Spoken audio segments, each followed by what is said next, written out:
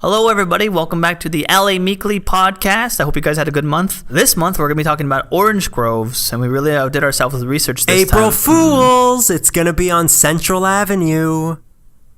Wait, are you serious? I did my research on these damn groves. April Fools, you're going to look like an idiot. Daniel, I had surgery on my spleen. They found a crayon on there. I did all my research from my recovery room. I worked through the pain. You're going to tell me now? April Fools, I put the crayon in your spleen. My mother worried herself into a stroke over this. What's your problem? April Fools, I gave her stroke pills. This has financially crippled my family, Daniel. We're going to lose our house. I don't even know where we're going to sleep tonight. Really? Yeah. Look, I really didn't mean for it to go this far. You guys can stay with me till you get back on your feet. I'm sorry.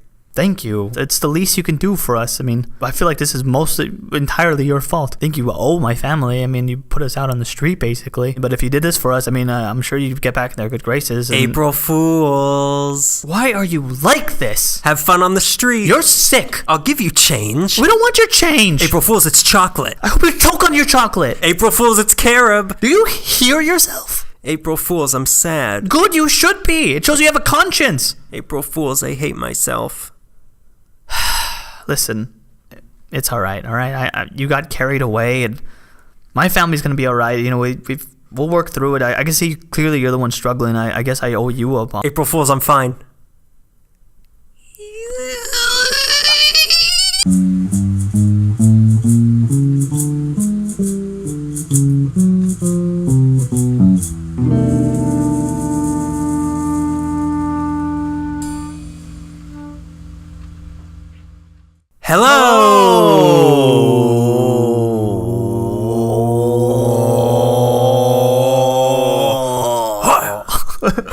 And you just heard the first radio sumo wrestle. The first podcast devoted exclusively to verbal sumo wrestling. Dishonor. So welcome to yet another LA Meekly episode. There's just so many. Yeah, it's countless. I'm sure there's a number, but it's countless. I'm sure there's a number you could probably count on, your hands and feet, but it's innumerable. Yeah, and I don't even know how you'd go about listing them. Maybe if you have like an infinity amount of feet, sure. This is countable, but it's countless. You know what I mean? It's like, you know what I mean? This is the episode where we all know what Greg means. Okay. So this episode is going to be in honor of a month honoring things, Jazz Appreciation Month. I'm going to spend April listening to a lot of Kenny G because he's the only jazz person I know. He's the only jazz musician I feel safe listening to. The rest of them with their jelly rolls and their Satchmos. I don't know what I'm getting. You know who there is? You got Basie, Miller, Satchmo, and the king of all, Sir Duke. Who are these men? What do they want? Are they royalty? Do I have to give them money? I wonder. That's fun. I had a good time. Oh, Stevie Wonder's lawyer just walked in. So we're going to be talking about a certain aspect of LA's jazz scene. There was a lot of jazz going on, but we're going to be talking about the Central Avenue jazz scene and the history thereof. Yes. Of Central Avenue and its jazz scene. That's good. That's a better way to put it. Thank you. You're welcome. Everything surrounding the jazz scene, including the jazz scene. Everything up to and including the jazz scene, but we might forget to do the jazz scene. We might not have time for it. There's no time for the jazz scene. And that's how we appreciate jazz this month. You've heard how the Chinese used to be treated in LA. You've heard how the Japanese were treated in LA. You've even heard how the Kitsch were treated in LA. So in this installment of our How Did Racism Happen series, I'm going to be talking about the African-American history of Central Avenue and sort of Los Angeles in general. I hope it goes really well for them. How could it not? Yeah. We didn't spend the first 8 episodes mentioning the riots. So as usual, it all goes back to the very first days of a little town I like to call Los Angeles. A sleepy Pueblo town. Sleepy Pueblo town. What's that noise? It's a trumpet. Jazz is happening. Get me down to the avenue. You'll know what that means soon. So as it turns out, of the 11 families that founded the Pueblo, over half of them were black. Really? Or like of African descent. I guess that's how it happens. Maybe we should take a seminar before we do this. Did you get the memo from LA Meekly Corporate saying we have to be more racially sensitive? They just said tiptoe. They said beat bushes and tiptoe. They, of course, these black people who founded the Pueblo, they remained marginalized for many years, but they were not African American. They were Spanish, and later on there were Mexican people in the city who had African ancestry, but we're going to be talking about the African American community in LA, which, as we know it, really started with a woman named Biddy Mason. I didn't know that. Tell me more about Biddy Mason. Well, listen and shut up. She was a slave owned by a man named Robert Marion Smith, who moved from the south to San Bernardino, which is as close you're going to get to the south in this area. He brought with him his slave, Biddy, and they were going to join a Mormon community. So what Biddy found out when she got here, though, was that slavery was illegal in California, so she sued Smith, and she won her freedom. Wow. Yeah. Classy. I know. Of all the court decisions you're going to be hearing about, I'm really surprised they sided with her on this one. I guess the law has to be, like, explicitly clear. I already imagine her like she has 6 steps over the state line. Oh, hey, are you doing court tomorrow?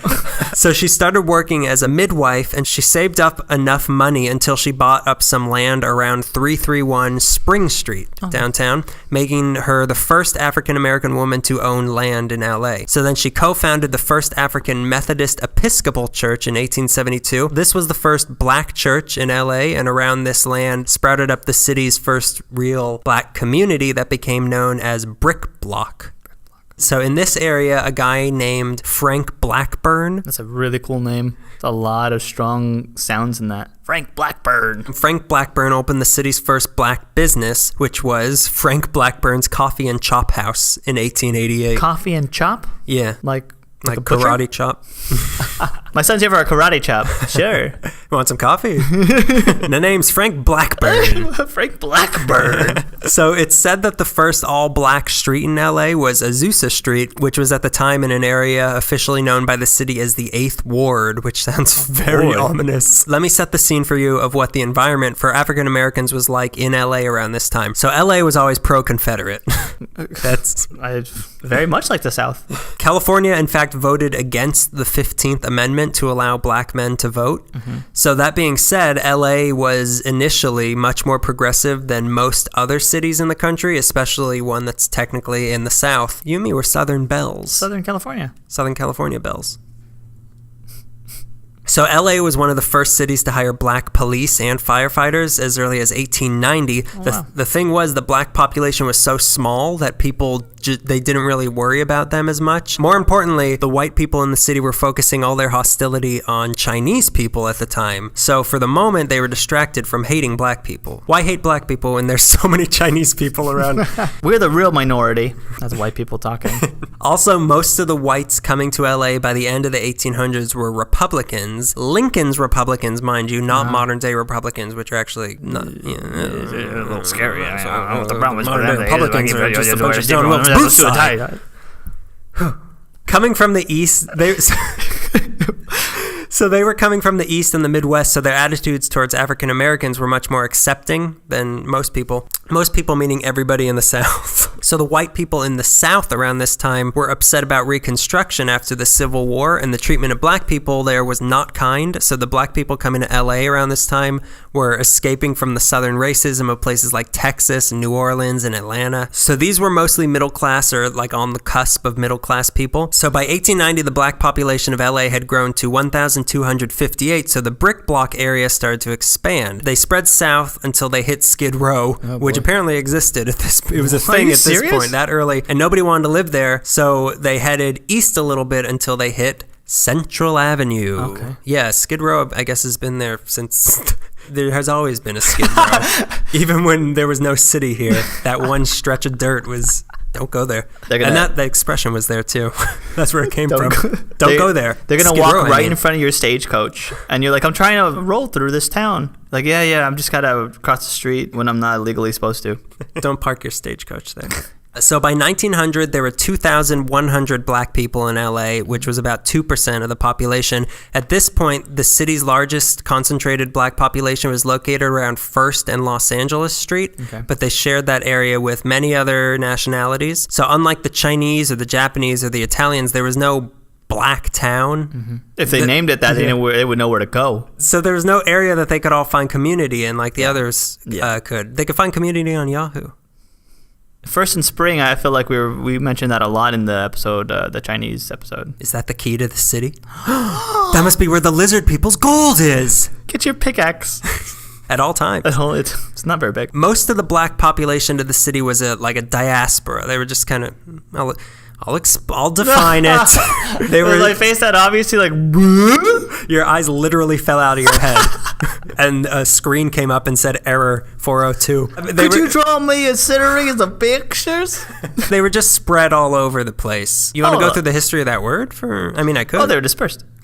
Oh, that's what I meant. They were dispersed. They were in many different places, but don't think that means that the city was integrated by any means. Oh, no. There were black enclaves, like in places like Boyle Heights, Jefferson Boulevard, Pacoima, Abbot Kinney, as we talked about, set aside in Venice. That's right. He made oak wood for his black workers. There was the Furlong Tract area created by an Irish guy named James, you guessed it, Tract. James Furlong in 1905 between Long Beach Avenue, Alameda, and it covered 50th through 55th streets. Okay. So he sold plots of land to black families for $750 each, and the area was easily accessible to downtown via the Main Street car, so people could work downtown and live there. So it was here that the city's first all-black school was opened in 1910 with the 51st Street School, which taught kindergarten to 6th grade. It was all black, but all the teachers were white because it was illegal to hire a black teacher until 1911 when Bessie Brewington Burke became that school and the city's first black teacher. In 1919, she became that school and the city's first black principal. Oh. So the school burned down in 1922. Fire purifies everything. But it was rebuilt, and it's now the Holmes Avenue Elementary School, which is still there. But again, this area was also inhabited by white and Spanish-speaking people. The people got along, but it wasn't like a black area. Okay. This wasn't Blacktown. You gotta stop saying that. What do you want me to call it? They had an area, a very mean name in Chinatown. I think what I'm saying is relatively very sensitive. Yeah, okay. I'll go, okay. If we're going to start comparing things, then yeah, it's very sensitive. So with small black communities scattered... Whoa. I'm just kidding. So scattered all across the city, people, they craved a centralized black area. So slowly they started to gravitate towards what had formed out of the brick block and onto Central Avenue. The central area of this new community was initially at 9th and Central, but the population kept growing. In 1903, there was a protest of the Southern Pacific Railroad by the Mexican workers, so the company responded by bringing in some 2,000 black workers as scabs from other places in the country. They must have loved that. Both sides. That's why there's so much harmony between... In 1910, there were 7,600 black people in LA, which was now the largest black urban population in the West, and by 1915, the epicenter of Central Avenue had moved south to 12th Street. Okay. So it was said that if you stood at this intersection long enough, you'd see every black person in LA because they'd all pass by at one point. Because it was all centralized. Jim. There's Daniel. That's me. Kurt. Larry. Samuel? Frank Blackburn? Now I've seen them all.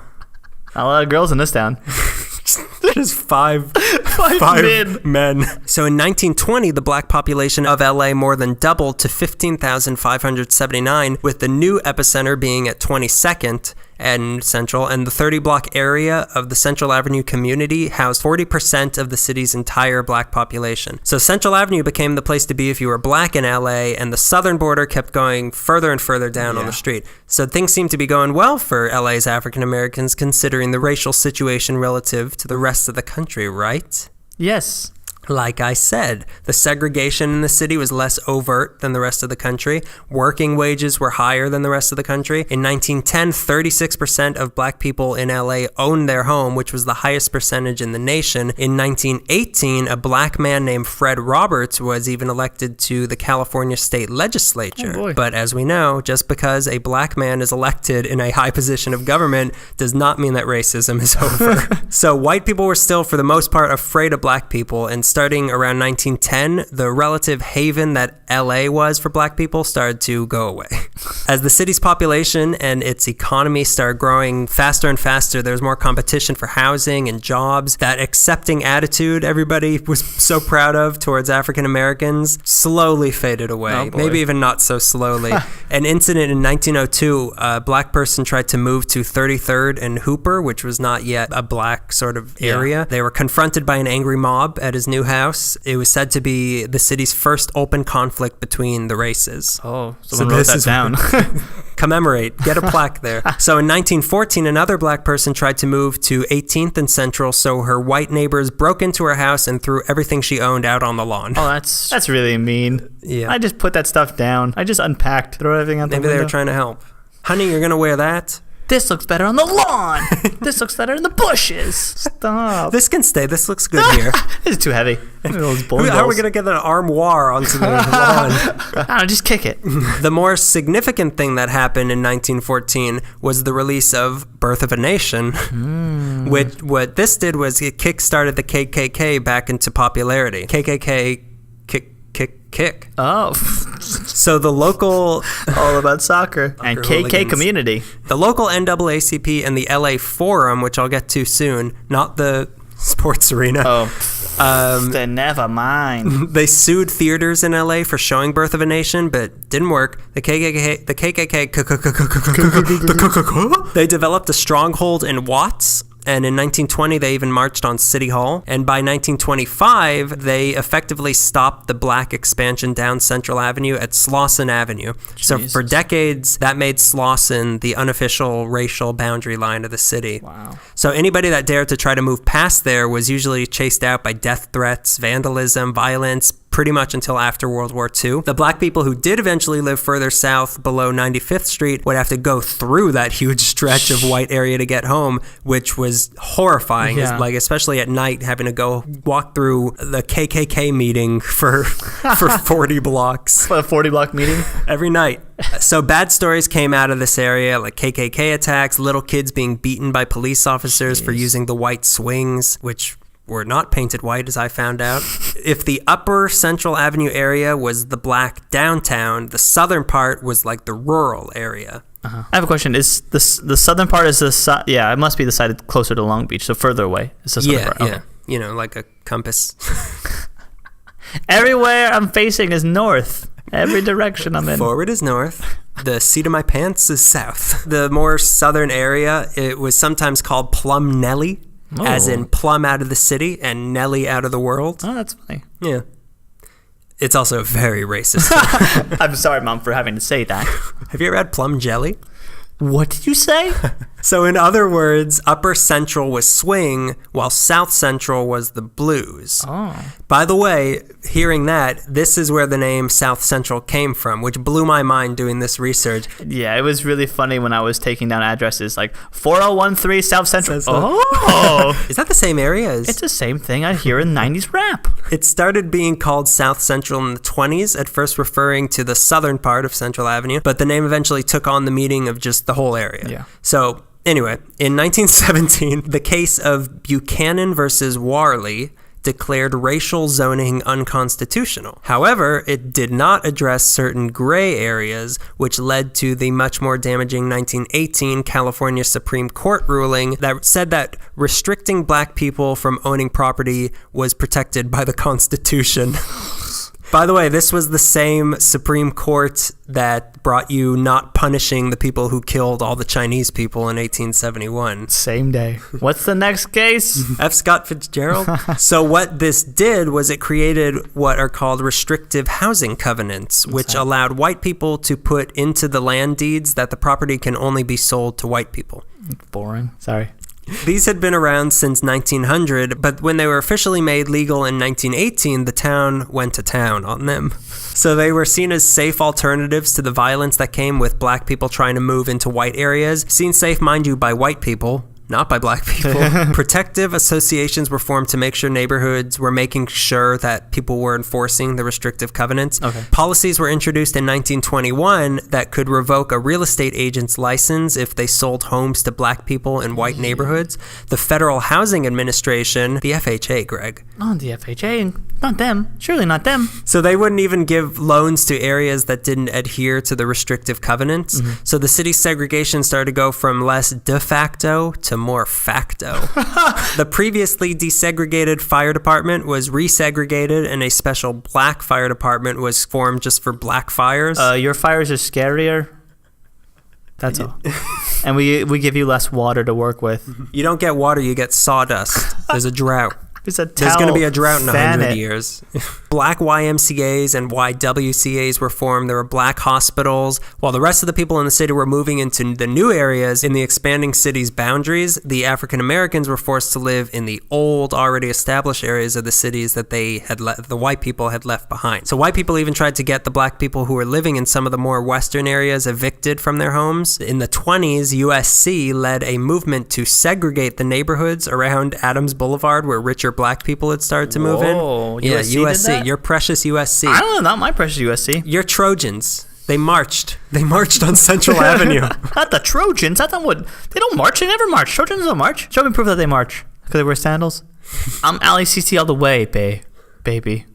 Berber. You don't butter. even want to hear what the LACC Burger. did. So now Central Avenue was starting to look more and more like the only place where black people could really live in peace, and this brought even more people to the area, if for no other reason than they literally could not live anywhere else. So the further down south the avenue that they moved, like running through a crowd of pigeons, just like white people flying, like leaving. We got to get out of here. So in 1919, the black riots in St. Louis and Chicago, that scared white people in LA even more. For a while, Central Avenue itself was segregated straight down the middle, with black people on the west and white people on the east. That's your left hand and your right hand. Oh, but facing what direction? Central Avenue was the main line of the black community, but there were some landowners surrounding it who didn't mind black people living on their property, and then there were some who did. This resulted in these like detached islands of black areas separated by white blocks surrounding surrounding the main drag. So the largest gap here was between Slauson and Watts, which was where the KKK convention happened every day. Spelled with a K, the KKKK. They should put arm in arm. They look like a giant white picket fence. You would walk by like running a stick down. Like, hey. Yeah, that's what they would say to a black kid playing. Say, what are you doing? Get out of here. Wise cracker. We're the crackers. They were the crackers. Yeah, they were the crackers. We weren't very wise, though. So as the years went on and the black population grew and there were more opportunities for white people to move to other parts of the cities, these gaps, the islands, started to get filled in. Okay. So the general area that black people were living in that we're talking about was Alameda on the east, that's your left hand. Maine on the west, that's the right hand. Stretching my arms out. Washington on the north, that's the tippy tip of your nose, and Slauson on the south, that's the bottom of your dungarees, with Central Avenue being the social center of all of this. So the population kept growing, but the area that they inhabited, that was like the set boundaries. It did not get any bigger. So this pretty much made the area a ghetto in that it was a densely populated area of a minority people that were there because they weren't allowed anywhere else, which is pretty much the ghetto, yeah. It was a really nice and clean and safe ghetto, but it was still a ghetto. Yeah. Like Elvis said. The hungry child. I don't remember the rest of the song. Hungry child cries. Something. His mother cries. A hungry child's mother eats a hound dog. But anyway, life... Greg has left the building. Life went on, and the community really built up a nice place for itself. There were black newspapers started to pop up. The Los Angeles Sentinel was started by Leon Washington in 1933 and focused on the goings-on of the black community, most importantly, the music scene, which is first of my many teases that we're going to be talking about the music scene, just not me. I'm going to play it. I brought a trumpet. Time for Greg's interpretive dance of the jazz scene of LA. The Los Angeles Tribune catered to the black community as well. The most important one to Central Avenue was the California Owl. Because they stay up late. Who? But we're watching everybody. Mr. California Owl. How many licks to get to the heart of racism? So it was established in 1879 by a... What? Nothing. Was it really called the Owl? Yeah, the California Owl. Well, Okay. This will all make sense. All right. To anybody that isn't, to anybody that isn't you, they just who would know? I could say anything. Who would know? Look, let's just put our hands over the microphone. They're not listening. No, he's not. Someone with credentials is going to listen to this? I made this whole thing up. You think there's really black people in LA, in our city? They never let them. They wouldn't let them. All right, back on. Yeah. So the California Owl was established in 1879 by a freed slave named John James Jingleheimer. Did he have Peter Parker as a photographer? Parker! John James Nemore, and the headquarters were 4071 to 4075 Central Avenue. It was started as a paper to help newly arrived African Americans get used to life in LA. That's cool. It listed housing information, job openings. It also just told stories about like the nightlife, again, another tease, and just local gossip from the Central Avenue. A woman named Charlotta Bass. She might have been two people. Her twin sister. Same first name, different last name. Charlotta Bass, or Charlotta Boss. You're killing it with the name thing. CB. She started working for the Owl in 1910, and in 1912, when Nemore died, she took the helm and became the first African-American woman to own a newspaper and brought more of a civil rights element to it and rechristened it the California Eagle. Ooh, That's go Eagle. the name you love. Eagle beats Trojan. Doesn't beat out, though. Doesn't beat owl, though. Doesn't beat owl, I think it's though. something about Alf. I don't know what you just said. Owl, though. It doesn't beat owl, though. It doesn't beat owl, though. Anywho. That's Waller. That's Waller. You're here too soon, Mr. Waller. It's Mr. Q. It's me, Chubby Checker. The California Eagle now began listing what places were not just hiring, but willing to hire black people. Oh, neat. Okay. They also told things like which businesses weren't giving black workers their paychecks and who was firing black workers when they'd ask for their paychecks. So by 1925, the Eagle became the biggest black newspaper in California with 60,000 subscribers. So in 1938, they started doing 15-minute newspaper on the air segments on KGF. This is hard to... KGFJ. Oh no, that's not gonna fly out of somebody's mouth. So they did these segments 6 nights a week, and in 1940, the California Eagle Hour was on KFVD every Sunday night. That sounds awesome. Say it one more time. California Eagle Hour. I love that. Yeah. Ooh, new title for this? California Eagle Hour. The California Eagle 3 hours. So the newspaper lasted a while, but Charlotta Bass, the CB? mystery woman, sold CB? it. She sold it in the early 50s to a lawyer named Lauren Miller, who managed to keep it running, but in 1964 it finally closed. She'll come up later. Other organizations popped up to help the black community. On December 9th, 1913, going back a little bit, 8 black women met for lunch and ended up founding a club to promote physical culture, art, literature, and moral philosophy in the community. What do you think they called it? Sisterhood of Traveling Capris. You got it. They called it the Phys Art Litmore Club. Really? Yeah. I didn't mean to gasp. That's just amazing. That must have took a whole mojito to come up with. So as of 1990... I don't know, I'm hungry, whatever. As of 1990, this organization was still going strong. So there were branches of the National African American Business League and the National Urban League in LA. There was an Elks Temple near 34th Street. Something called the LA Forum was founded in 1902 that held meetings at Biddy Mason's First AME Church. They raised money and gave to local charities and helped out any members of the black community who needed it. They funded the education of Ruth Temple, who went on to become the city's first black female doctor. Oh, wow. And they were also the ones who helped Bessie Burke get her job as the city's first black teacher in the Furlong Tract. What's her name? Bessie Burke? Bessie Burke. Bessie Burke, is she the girlfriend of the black Clark Kent? Yeah. That's a superhero girlfriend name. Pepper Potts, Lois Lane. Bessie Burke. Bessie Burke. She was a superhero because she was a teacher, okay? Right. Not all superheroes wear capes. Some of them wear rulers.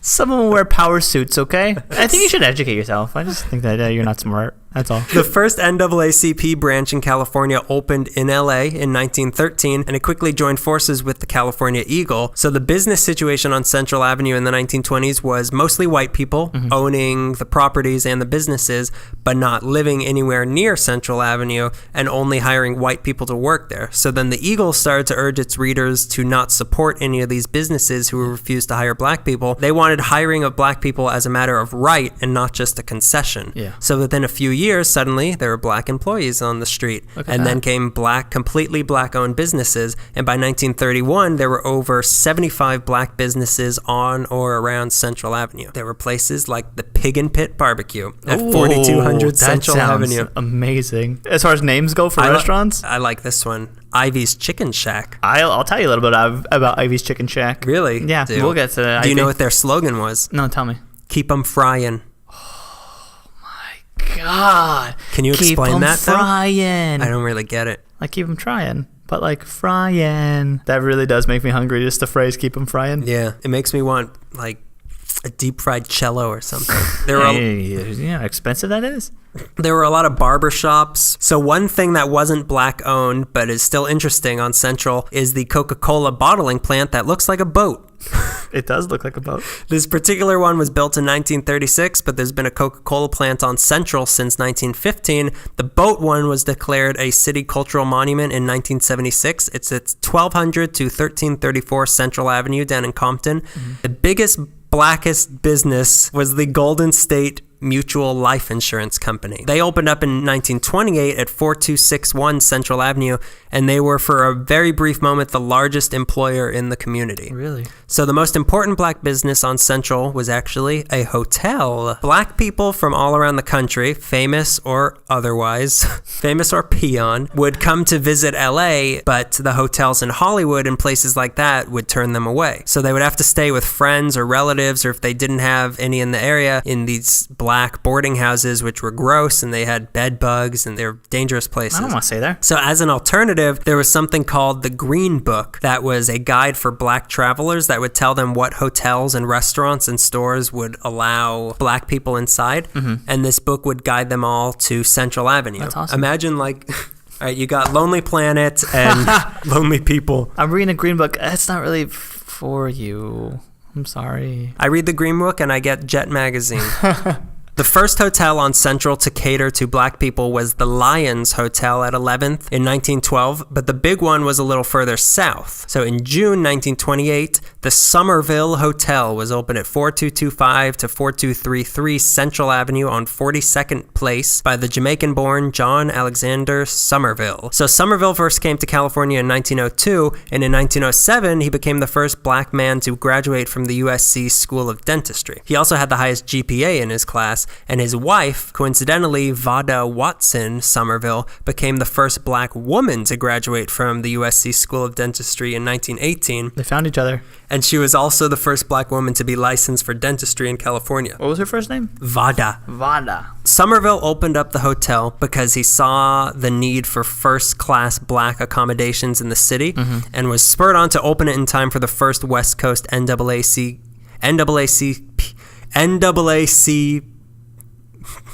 What did you put? And I put the right thing. I always get it confused with the NCAA. Oh, yeah. Which one's which? The West Coast NAACP convention the year that it opened. Okay. So the hotel was financed by John and his wife, Vada, and by various organizations within the black community, and it prided itself in being built with black money by black builders and black contractors. Right. So unfortunately, Somerville's time with the hotel was brief because when the stock market crashed the year after it opened, he was forced to sell it to a lawyer named Lucius Lomax. Oh, that's the villain that to is Black Superman. He's here. And he also, we're mixing too many universes. I was going to say, he doesn't own a newspaper. This is a hotel we're talking about. Anyway, so that would be the sleaziest Superman villain if Lex Luthor's just like, I got a Hilton, what are you going to do? Somerville turned out all right, though, as he went on to become the second black member of the Chamber of Commerce and was later on the Police Commission from 1949 to 53. The hotel itself went on to even better things. The hotel became the first building to serve in the Chamber of Commerce. Veto.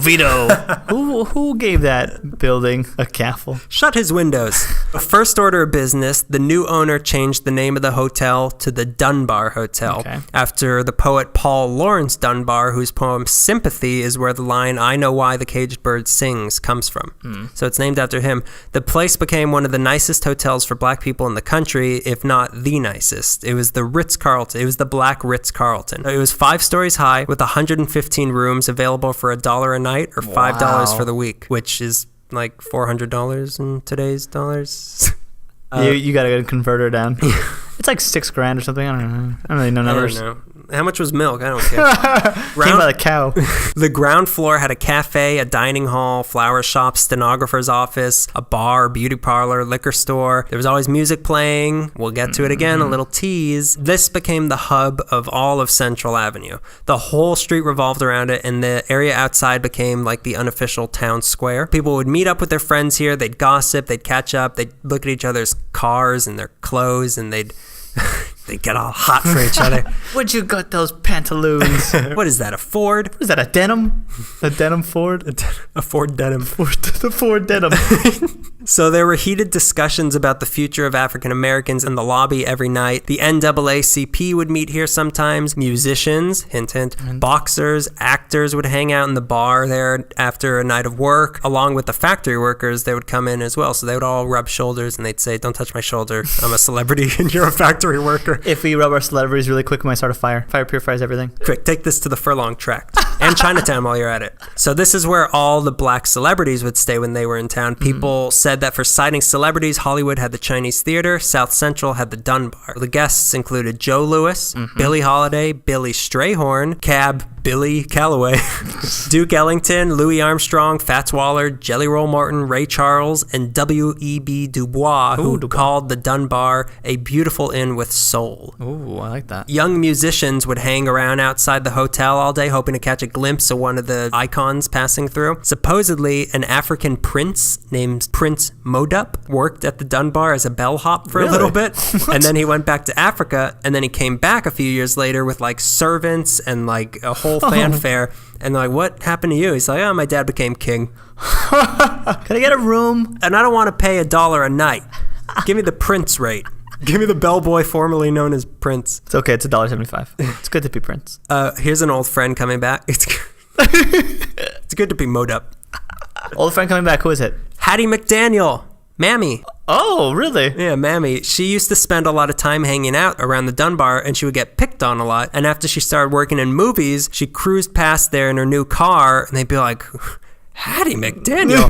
And she said, I'd stop to talk, but I'm going to go film Gone with the Wind. See you later. And then she got in her Ford denim and sped out of it. Eventually, Quincy Jones would start spending time around the hotel. Local cop and future mayor, Tom Bradley, would stop in the Dunbar regularly. Very football-y name. Yeah. Was he our first football player? Yeah, our first football player was Tom Bradley. He threw a touchdown into City Hall.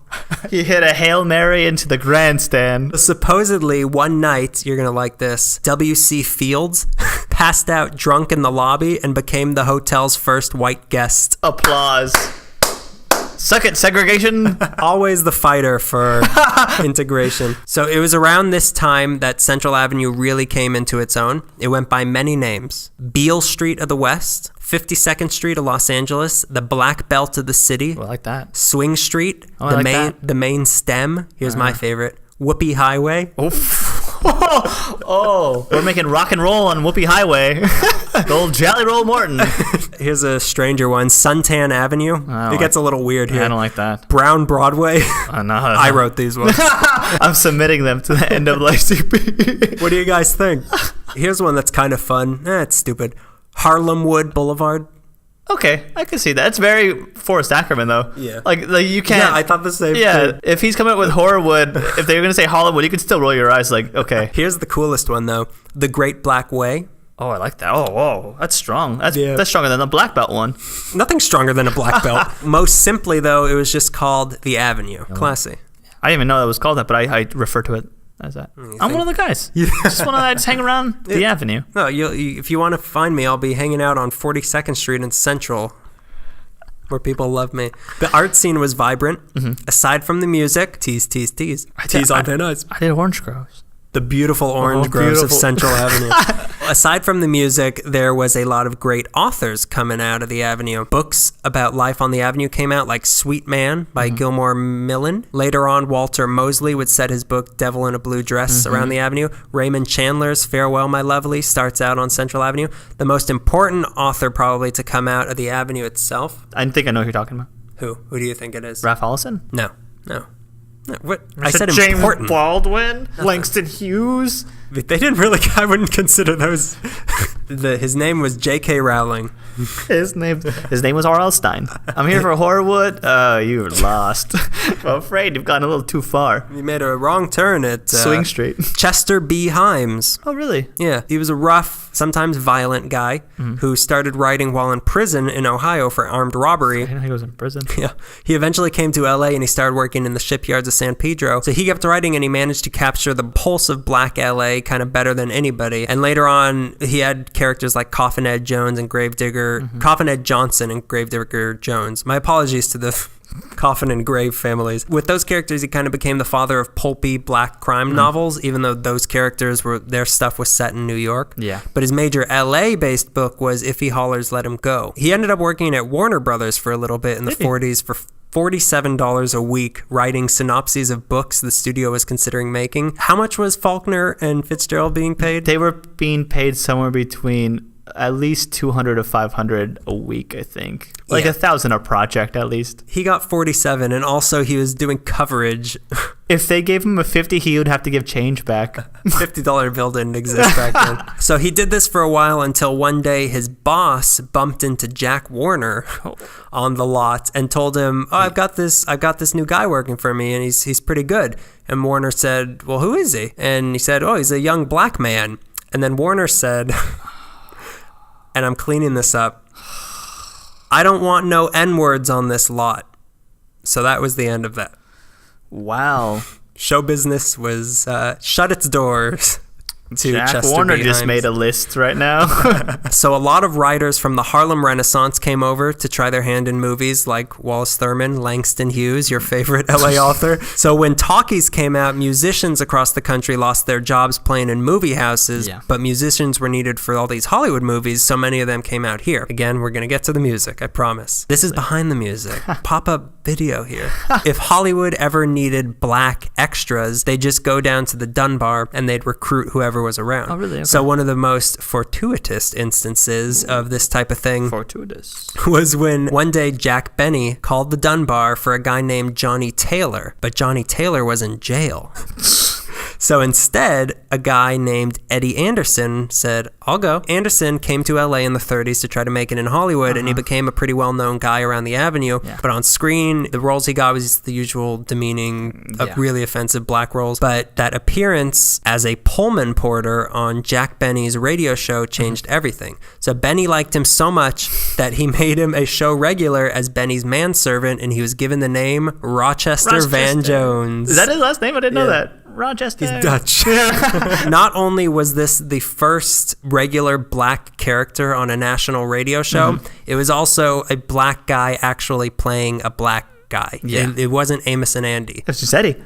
Plus, it was a role for a black person as an actual person and not just the butt of all the jokes. Yeah. So he was still his servant, and at times the role could be kind of offensive. Just how could it not be? But he often got the better of Benny. So Benny was the one that was the butt of the jokes, not Rochester. So Rochester would call Benny boss. He wouldn't call him sir. Yeah. He'd mock Benny. He'd laugh at him. And a black guy laughing at his white boss at this time was revolutionary. And Rochester, the character, lived on Central Avenue, and he would mention it frequently, which the locals went nuts whenever they heard it. So he could speak freely, and the character was a rejection of blackface. So in one episode, Benny asks Rochester to sing, and he says, "I can't do that blackface stuff." So Anderson himself eventually bought a racehorse named Burnt Cork, referring to the burnt cork that black performers would rub on their faces to get into blackface. Boy. So they even... Wait, go back a little bit. Did Rochester the character say that, or did Jack Benny? No, Rochester the character said it. Okay. Yeah, I'm sure it happened in real life. Yeah.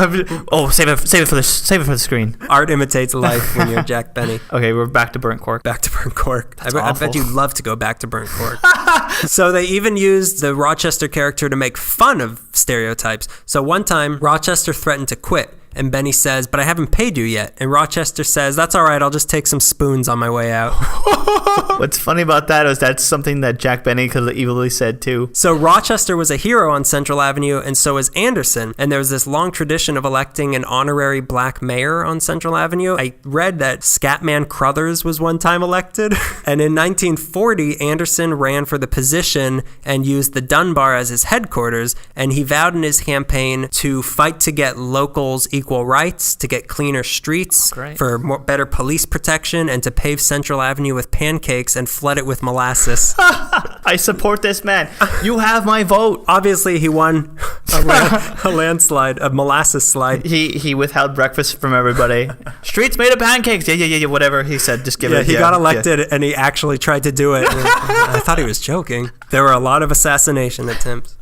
Drunk with power. Drunk with power. So he won, and he was a national star. He used the position to try to fight for change. That's great. So jobs and population growth were always problems on the avenue. So LA was so anti-union, as we know, and is filled with exploding news buildings, and it attracted a lot of black workers to come over here. However, the jobs that they were able to get by not being in a union also hurt them because now they had no rights at their job. Yeah. In the 20s and 30s, most black workers in LA worked in the service industry, and by the end of the 1920s, there were 39,000 African Americans living in LA, again, most of them living around Central Avenue, and in 1930, 40% of all black men worked in service and 87% for women. So this meant things like janitors, waiters, chauffeurs, street cleaners, garbage men. On the plus side, they were getting higher wages than other black workers in other parts of the country. Factories would not hire black workers, but that actually turned out to be a good thing when the Depression hit, because when all the factories started to close,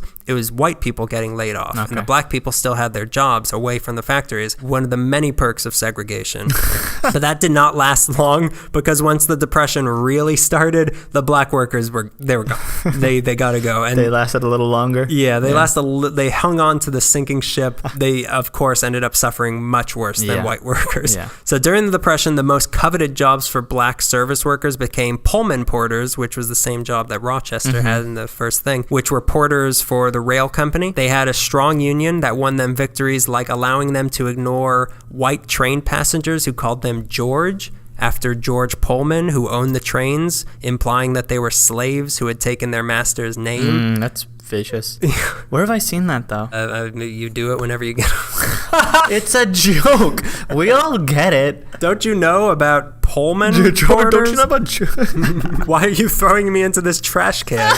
As revered as this job was in the community, it was also kind of despised at the same time because it was just servicing white people on trains. Like, it was a job, but at the same time, the only job they're allowed to have is getting chips and peanuts for white people. Yeah. And a smiling black person was the safest black person for a white person to see.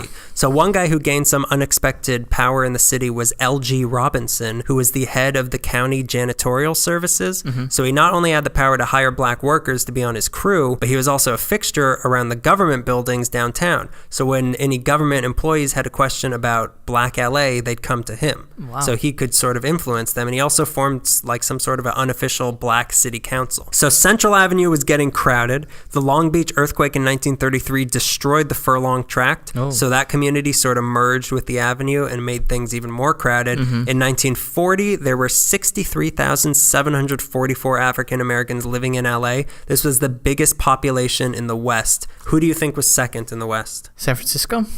Very close. Oakland. Oh, really? But so we had 63,744. How many do you think Oakland had? Like 20. Not 20, like 20, like 20,000. 8,500. Really? Who lived up that ghost town? It's a ghost town, Daniel. It's a ghost town. All Scooby-Doo adventures were in Oakland. Oakland Adventures of Scooby-Doo. Really? That's it? Yeah, it was like, it's such a huge gap. It was just so much. I mean, who wants to, you're going to look at the Golden Gate Bridge all day? You know how cold it is up there? What, are you going to eat clam chowder out of a sourdough bowl? You know how far I have to go between gas stations? You might not even make it. So then World War II hit. What's that? Do you remember the Great War? I remember the pretty good wars. Oh, the War of 1812. As I said, black workers didn't used to be allowed to work in factories. But in 1941, Executive Order 8802 was executive ordered, which forbade hiring discriminations for wartime production. So now, not only were there a ton of new jobs, black people were allowed to have them. So you've heard of the Great Migration. Yes, I have. Well, if you haven't, it happened in the 20s when a lot of black Southerners became black Northerners. What happened during World War II is known as the Second Great Migration, which brought a bunch of African Americans west to come work in these factories in LA. The peak of this migration was 1943, but over the course of the 40s, over 140,000 African Americans moved into LA. Where did they? Where do you think? Little Tokyo, obviously. I touched on that briefly. I touch on this so prolonged it's inappropriate. Can I mention something about the factories that I was going to mention? Yeah. They were open. Proceed. Proceed. They were operating 24 hours a day, so they needed twice as much people. Yeah, that's right. So, I mean, there was a lot of war factories. A lot of factories producing war materials. They were war factories.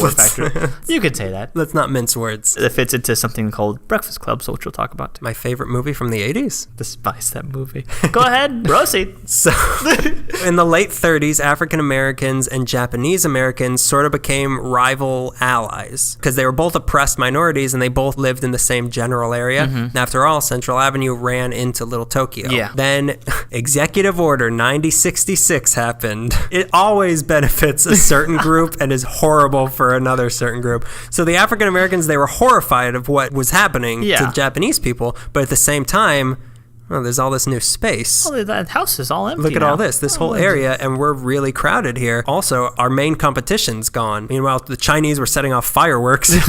So many of the Japanese people who were evicted gave their property to their black friends. The rest of the property was either sold to the new black tenants by their white owners, or they were just squatted in. Yeah. Executive Order 9066 happened February 1942. Mm-hmm. By fall 1943, Little Tokyo was now known as Bronzeville. It covered 66 square blocks, and its epicenter was between San Pedro and Central. Okay. So it was a black area. What? I just know that area, and it's very tight. Yeah. Tight. So it was a black area made not by segregation, but by black people themselves, and people were really excited about this. They even had a big party to celebrate the area's new creation, complete with a Miss Bronzeville competition won by a Miss Laura Long. Ooh, Laura Long. Another superhero girlfriend. She's got to be a girlfriend. Yeah, girls can't. Girls can't be superheroes. Come on. Unless they're teachers. That's not the meanest thing we've said, but it's like two or three. The other two are in this episode. Yeah, they've heard them all already. So while 8,000 Japanese people left the area, about 30,000 African Americans took their place. So the people coming over as part of the Second Great Migration would get off the trains at Union Station and come straight for Bronzeville. 3 blocks, yeah. It's kind of like we've got, there's another register open down there, but this one's closer. Let's all crowd this one. I read it described as if Central Avenue were a shaken up soda bottle, Bronzeville was the explosion coming out the top of it. The first black business in Bronzeville was the Digby Hotel at 506.5 East 1st Street in early 1943, opened by a guy named Leonard Christmas. Leo Christmas. Father Christmas, as his kids called him. So here's a connection for you. He got the money to open this hotel from a loan from the Security First National Bank, which is a descendant of the bank that Tiburcio Vasquez once robbed and was owned by the guy who bought Mission San Gabriel and Turnbull Canyon, and the bank later became the bank that Stanley Rifkin robbed. Massive connection. Tally-ho. There's some conspiracy we're gonna stumble upon one day. So this guy Christmas Day. He also helped found a Bronzeville Chamber of Commerce. Okay. The Miyako Hotel became the Civic Hotel and housed people like Charlie Parker and former mayor of Central Avenue, Scatman Crothers. All I know him from is another hotel he stayed at. Hotel California? That's it. Okay. Is a Hotel California supposed to be haunted? I don't know how many times I have to ask people. In Disneyland California Adventure. Yeah, everything's haunted. Everything. Yeah. How could it not be? Scatman Crothers is not the first haunted place he's ever been. There was a lot of optimism and excitement around this whole thing, and that only drew in more migrants. Their slogan became, "This is Bronzeville, watch us grow." Unfortunately, they grew too much. So it was estimated that 175 people were moving into the area every day, and there literally was no space for them. 12,000 people lived in unlicensed housing. There was often up to 16 people in a single room. Oh. People were sleeping on the street. One night, there was 153 people sleeping outside a hotel that had no vacancy. Display windows became bedrooms. Facilities got run down really quickly. Some barbershops had to share one towel. Sewage would bubble up into the restaurant's kitchen sinks. The area, it became a slum. So LA was a beautiful place. Sure, come and visit LA. Step off the train. You step on 8 people. Come join the dog pile. LA. Los Angeles. So the population swelled to 70,000 for an area only equipped to handle up to 30,000. The African Americans who had already been living on the avenue had managed to work themselves into something of a middle class, but all these newcomers that were coming to Bronzeville were poor. They were coming from poor areas. They were looked down on by the older community, and in many ways, rightfully so, because things got really out of control. Vices took over. There was gambling, there were drugs, there were gangsters. One 4-area block of Bronzeville had a total of 47 liquor stores. Oh, boy. In 1945, Laura Long, the winner of Miss Bronzeville 2 years earlier, got arrested for stabbing a woman with a butcher knife. What?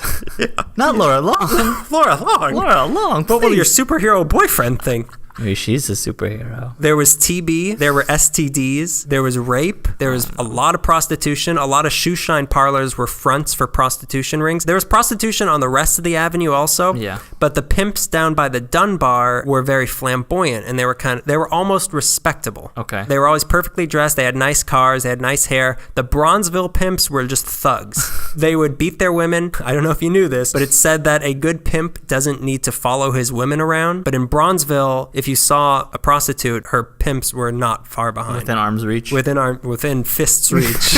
One positive that did come out of this, though, was a new youth that wasn't content to live under racial restrictions, and they had no attachment to the way things used to be, like the older community did. Yeah. So they were radical and totally tubular, and often they were unnecessarily violent, but they were trying to make a point. Yeah. Chester Himes wrote about these people in If He Hollers, Let Him Go. He said that the youth in Bronzeville wouldn't even drink milk from a white cow.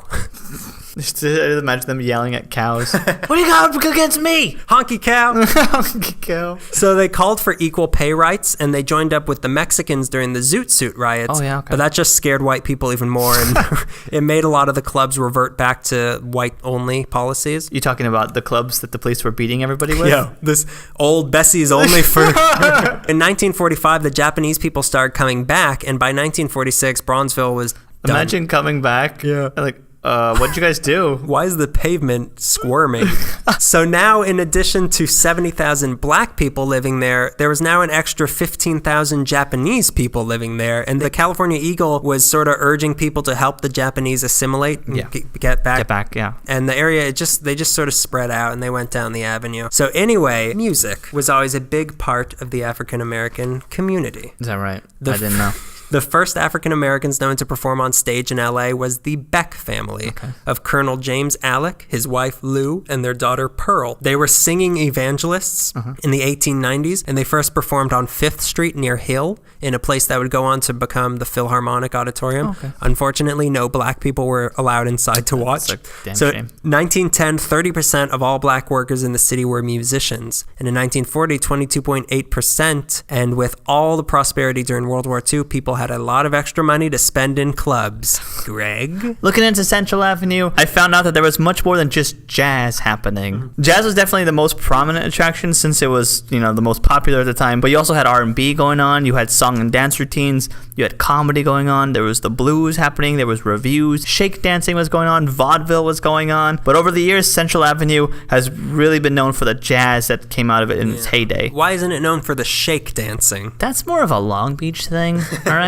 For really only covering music and venues, I felt completely overwhelmed when I started to tackle this. Oh my God, I had no idea what we were getting ourselves into. It's so much. There's so much. We were both crying the whole time when I was just reading.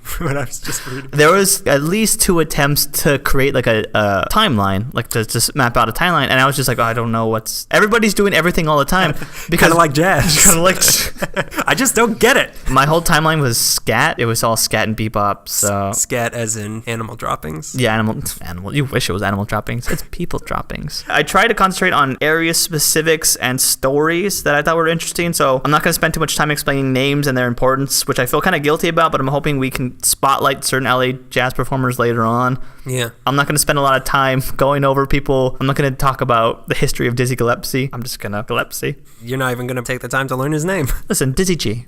The Diz. Kenny G's brother. Kenny G's brother. Kenny Gillespie. Kenny Gillespie. Many say that the West Coast jazz sound is very influenced by the New Orleans jazz sound, which was full of swing and improvisation. Nolans, of course, with all due respect. West Coast jazz, or cool jazz as it was later known, is very flowy and relaxing, which we'll get into how musicians feel about that label a little later. But early New Orleans and West Coast do have some layover. It's probably true what they say about the influence due to the fact that a lot of early musicians from the other LA, being Louisiana, migrated west after the First World War. They got confused. It's not as hot as it should be. Where are all the crawfish? I could swim in this water. Before the big move occurred, however, many cite that the first LA jazz band was the Black and Tan Jazz Orchestra, who were playing the Cadillac Club as early as 1916. The Cadillac Club, which I'm pretty sure is the same as a Cadillac Cafe, I found like both names popping up, was at 553 South Central Avenue, which was one of the earliest jazz spots on Central Avenue. What's Central Avenue? Listen. Don't throw me with questions, you know that. The Black and Tan Orchestra were originally from Texas, and they were described as a 10-piece cakewalk and ragtime brass band, which I love cakewalking, throw it in the description of that. I believe upon their arrival in California, they cut the 10-piece down to a quintet and began rearranging their sound and style, so they started filling the environment a little more and playing according to that, which I don't have no idea how musicians do that, how they fill an area out. They're like, yeah, no, we need one less chorus. They were popular as a live band, as popular as the other two jazz giants making sounds around the time, which was Kid Ory and Jelly Roll Morton. I believe the major distinction was that Kid Ory and Morton were sort of a little more well-known when they came to Los Angeles, and the Black and Tan Orchestra became popular here for the first time. And they also were never recorded, which is a damn shame. Which they could have been awful. I don't know. What do I care? Yeah, don't put them on this pedestal. Yeah, no. The only Black and Tan I like is when you get some peanut butter and you put some chocolate on it. Isn't that what those are? Yeah, that's exactly what they're talking about. I liked it when it was a 10-piece. Jelly Roll Morton. Another food I love to eat. Came to Los Angeles from New Orleans around 1917, although many say that he was here scouting the scene since 1909. Ask me why they call him Jelly Roll, Daniel. I refuse to ask why they call him Jelly Roll. Ask me what that alludes to. I do not want... A phallus? Maybe he a thought horribly disfigured phallus? Is that what you want to hear? His real name was Ferdinand, which must have been too vagina-y for him. His real name was Ferdinand, though. If you're wondering Jelly Roll Morton's place in jazz history, he claimed to be the inventor of jazz. Good for him. His most famous works include King Porter's Stomp and the Wolverine Blues, which he co-wrote with two Central Avenue business owners, the Spike brothers, Benjamin and John. Benjamin, like Morton, was very boastful. He claimed to be the world's greatest saxophone player. Without ever even having played. The Spike brothers owned a record store at 1203 South Central Avenue, which became the centerpiece of LA jazz for some time. They sold instruments as well as records, and they ran a record label and publishing company. The two brothers were essential not only for managing to record many of the New Orleans musicians who came to LA and were just passing through, they also supplied Central Avenue with instruments. They supplied all the musicians instruments, so it was like a healthy resource. Where'd they get those from? Thievery. Great train robberies. They made them, they're all windpipes. Remember Gravedigger Johnson?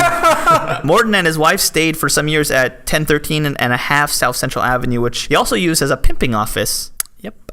Jelly Roll Classy pimps. Classy pimps. Come on. No one's getting beaten. Big hats. Big hats. Big hats. Jelly Roll Morton was wearing a pimp. Furry dice around their neck. Ridiculous size aviator glasses. Canes with dinosaurs in amber on top. He took a credential workshop on how to spin a cane. He was an accredited pimp.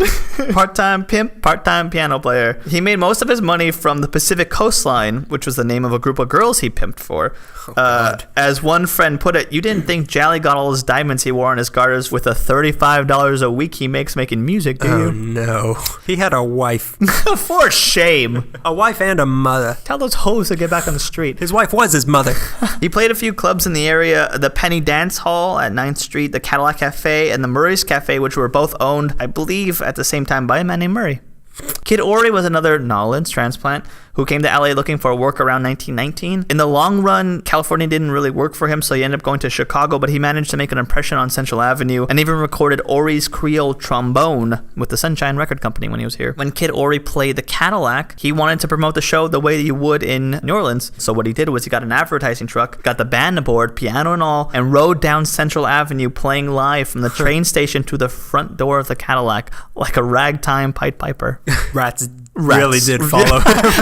Who would have thought they loved New Orleans jazz? Syncopated thing. I can really swing my tail to it. And that's how all the rats with the thing. I talked about it too. The plague. The plague. It's called the plague. Its name was Milo. When they weren't working at Universal, of course. The Cadillac was a black and tan club, meaning it was integrated. The deal with that arrangement was that black men couldn't dance with white women, but they did anyways. And they were raided and closed down for it. They managed to reopen the club, but again, the integrated dancing continued. And after they got raided for a second time, it closed for good. White women. Ori returned to LA in the late 20s and gave up playing music for about a decade. He was rediscovered in the 40s, probably when jazz was going through like its third or fourth wave. And when that occurred, he had been doing odd jobs like sorting mail and raising chickens. He had a small revival thanks to Orson Welles, who would on occasion come down to Central Avenue and just hang out. Welles was very into Dixieland jazz, which kind of explains that, and got Ori out of retirement by frequently featuring him on his radio broadcasts. Although he spent the last years of his life in Honolulu, Kid Ori is buried at the... Boo-hoo. Poor guy. It's just all these pineapples. He's in a better place. Inside joke. Although he spent the last few years of his life in Honolulu, like I just said, Kid Ori is buried at the Holy Cross Cemetery in Culver City, a few feet from Bela Lugosi. Scaring him every night. Ori. Ori. Hey, kid. Hey, kid. You ever seen an undead body? Good old Louis Armstrong. Satchmo himself lived in Culver City in the 30s, where he performed at the Cotton Club with another one of my favorite jazz performers, drummer and vibraphonist Lionel Hampton, who would play a very famous show with Benny Goodman that I'll get to later. Lionel Hampton's Flying Home suggested listening. Satchmo suggested listening everything. Spent most of his time in Los Angeles doing radio broadcasts and having small film cameos as well as just performing at the Cotton Club. Was he on Central Avenue? He stopped by at the Dunbar. He was busted for pot possession, Yeah. Not Satchmo, but then he soon bailed on Los Angeles as a living environment, so he left. Duke Ellington, also a Dunbar frequent, and his orchestra came down frequently to record and appear on the big screen. They were in a movie called Black and Tan, which is a thing I've said way too much already. After spending some time in LA, he became inspired by the convergence of Hollywood glamour and emerging civil rights activism, and he wanted to create a show that reflected that combination of social environments. So Ellington created Jump for Joy, which opened in July of 1941 at the Mayan Theater on Olympic, a little bit off of Central Avenue, but I feel it's important, with an all-black cast. Strangely, it premiered the same day Jelly Roll Morton died. Suspicious. Yeah, no, that's no coincidence. It's all, they track it down. I mean, we saw the crime here. Jump for Joy has a cast of 60 performers who Ellington refused to blacken up the way Hollywood tended to do with this type of project, and featured 30 songs and sketches altogether, and dealt with many aspects of African-American culture, from a tender love song, The Brown Skin Girl and the Calico Gown, to the controversial yet upbeat Passport from Georgia, which has references to lynching and the KKK in it. Passport from Georgia was pulled almost immediately from the show, but days later Ellington insisted it be performed. Show ran until September of that year, 122 shows, and it was really successful. Ellington planned on taking Jump for Joy on a national tour to Broadway, but those plans were scrapped after Japan bombed Pearl Harbor and many cast members were drafted. Speaking of scraps, what are you doing for the war effort? All of my bubblegum wrappers. I'm turning it into a big ball. Making a novel out of those Bazooka Joe comics. I'm sending it to the troops. Come on, for the troops. Back to Central Avenue, yeah? Let's do that. Please. Please, God. Please. Jefferson High School is very important. 1319 East 41st Street. It's just off of Central Avenue. Jefferson, or Jeff, as they called it, was a local Central Avenue high school. Many well-known Los Angeles musicians attended this school. Among them, Dexter Gordon, Chico Hamilton, Big J McNeely, Sonny Chris, Horace Tapscott, Frank Morgan, Roy Ayers. All of these talented players practiced under one extraordinary teacher, Samuel Brown, Mr. B. I don't know if they call him that. Mr. B. Hey, Mr. B. So this rubs a little bit with what you were saying. Who were you saying the first teacher was? Bessie Burke. Bessie Burke, that's right. Black Superman's girlfriend. Black Superman's girlfriend. Or maybe superhero herself. Yeah, you don't know. She's a teacher. The first African-American high school teacher hired by LA's school system was Samuel Brown. I'm thinking because black teachers were hired at an elementary level, but they couldn't work the high school levels, especially along the Central Avenue corridor. So I think he was the first one that broke that one. Okay. He's like a Peter Suhu, but for the black community. Yeah. Music teachers seem to be a big deal. It seemed. I was reading, I don't think I took note that a lot of people who weren't even like credentialed teachers at schools were just teaching jazz to each other. They were just teaching like, here, sit down, I'll teach you how to play the saxophone. The most simplest instrument for a child. The saxophone. Ask Lisa Simpson. She's always getting kicked out of class for playing it too well. Although not a jazz musician, Dorothy Dandridge was a student at Jeff. First African-American to be nominated an Academy Award for Best Actress for the movie Carmen Jones. Brown said in an interview about being hired, the oral exam committee was concerned about what I would do if I had white students in my class, how I would handle it, to which he replied, I'll just teach them, that's all. Nothing special. That was a question someone asked. I was a professional to another professional. Brown was also known as the Count, not Count Basie, Count Brown. He was Count like Kid Ori's grave mate? A lot of counts. 1, 2 graves. 1, 2, 3, 4x4 tempo. Keep the pace now. Brown was responsible for 3 school orchestras that performed around town, both for public and private events. So his students were now playing for money. Formal classes in music were available at all levels of public education, both at Jefferson and another high school nearby called Jordan. The curriculum included courses in music theory, music appreciation, harmony, counterpoint, orchestra, band, and choir. There was a class on big band that was created, which I would have just loved to take it, even though I don't play an instrument. I just like to be there. Brown said, I didn't bring jazz in. It was already there. I just met it head on. I put my arms around it. I salvaged it and tried to make it respectable because it was here to stay. So he obviously saw the future of jazz, which was really neat. Yeah, because it's going so strong today. You tell Wynton Marsalis. Take that. Yeah. Take that, Marsalis clan. For inspiring musicians, 6th period each day at Jeff in Bungalow 11 was jazz band class, which included writing, arranging, performing, as well as occasional visits by Avenue musicians. He had professional musicians stop by classes. Nat King Cole came by, Lionel Hemp. Could you imagine the day?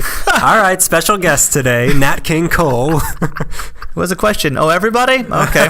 Lionel Hampton came to consult students. He brought in famous composers. W.C. Handy stopped by one day. Really incredible. I know, that's a big deal. I mean, they're all big deals, but that's like very weird. That's history, yeah.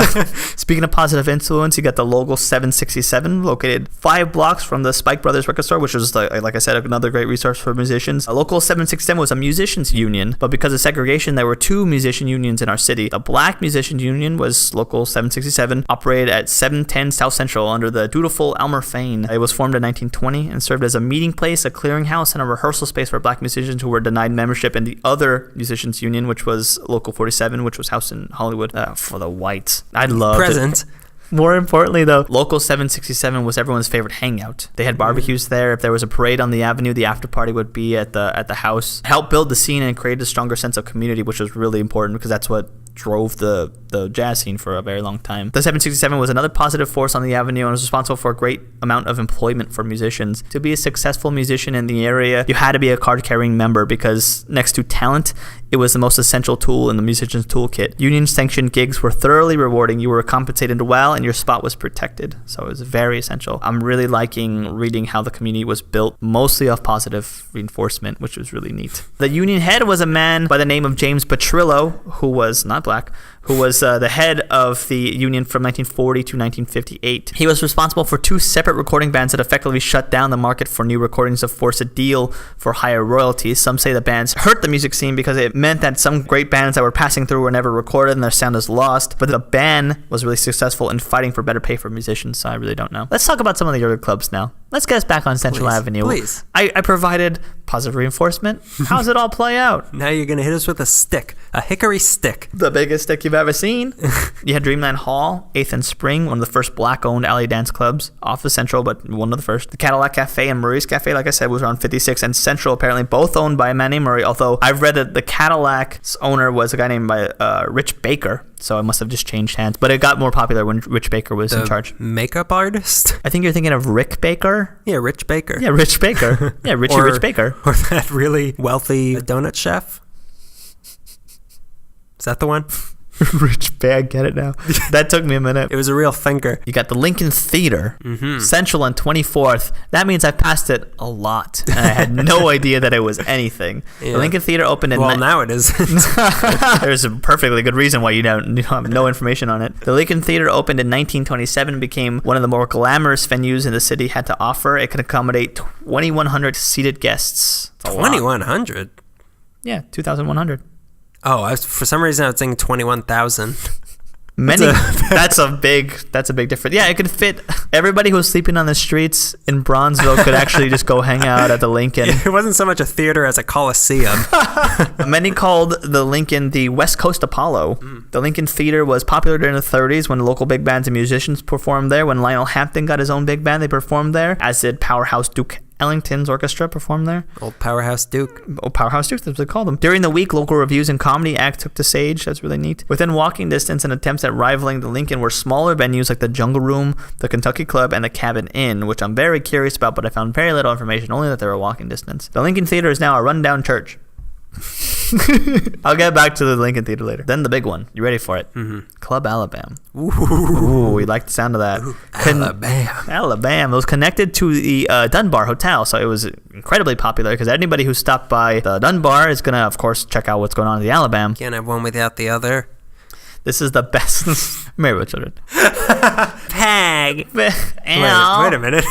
Al didn't sound like that. Peg. Al. What, Al? Her name was Callie Bundy. Ooh, did I get Callie it? Bundy, Callie that's Bundy. right. Yeah. It was you that I got in a huge, like, oh God, what was her name? Don't look can't remember all the names of the Bundys. Who are we? Club Alabama was the best known of the night spots. It was the hottest, and I don't mean temperature-wise. I mean, there's a lot of people in there, so I probably got it hot. Everyone was probably drinking. The ritziest, the most decadent of all the Central Avenue clubs. Silk drapes, colored lights, waitresses in scanty dresses. It was once the focal point of jazz on the Avenue. The crowds got dressed up. They served steak dinners. There was valet parking. Now you got me. Was the valet parking free? Well, who would pay for that kind of thing? Not Patty I. McDaniel? Who took my Ford denim? There was always a really great show featured, whether it was music, comedy, or showgirls. My ideal show, all three. Club Alabama. We know what your idea is. It's very funny burlesque that also has a big band. Club Alabama opened in the fall of 1928 and was run by Curtis Mosby, who was the former bandleader drummer at the Lincoln Theater. Mosby's Blues Blowers provided the house big band that performed. The Blues Brothers? Yeah, the Blues Blowers, which is not an easy thing. Say it. You try say it. The Blues Brothers. One more time. The Blues Brothers 2000. Mosby's Blues Blowers. That does not sound right. It sounds like I'm messing it up. Yeah. It sounds like I'm messing it up. Mosby's Blues Blowers provided the house big band that performed for top entertainers like Duke Ellington. He's everywhere. The Duke. You can't get rid of the guy. That's why they call him the Duke. Because you can't get rid of him. We got to duke it out. Yeah. The Alabama featured dancing and entertainment nightly, although I've heard Thursday nights was the night to be there. I don't really know why, but I kept reading, oh yeah, we all showed up on Thursday. All right. Payday, maybe. Names that came by: Lena Horne, Fats Waller, an impromptu performance by an audience member, Frank Sinatra. Whoa. I know. Johnny Otis, if you know big band music, Johnny Otis started playing there, and then he got bigger. I think he moved to Lincoln, then came back to the Alabama. He became Fats Waller. He became Chubby Checker. Celebrities, of course, would frequent there. If you're at the Dunbar and you're Joe Louis or Jack Johnson, of course you're going to go hang out at the Alabama. Naturally. Joe Louis even used the Alabama to train in there when he was in Los Angeles. House bands featured at the different times: Charles Mingus, local hero. Local boy. Art Pepper, local boy. Local hero.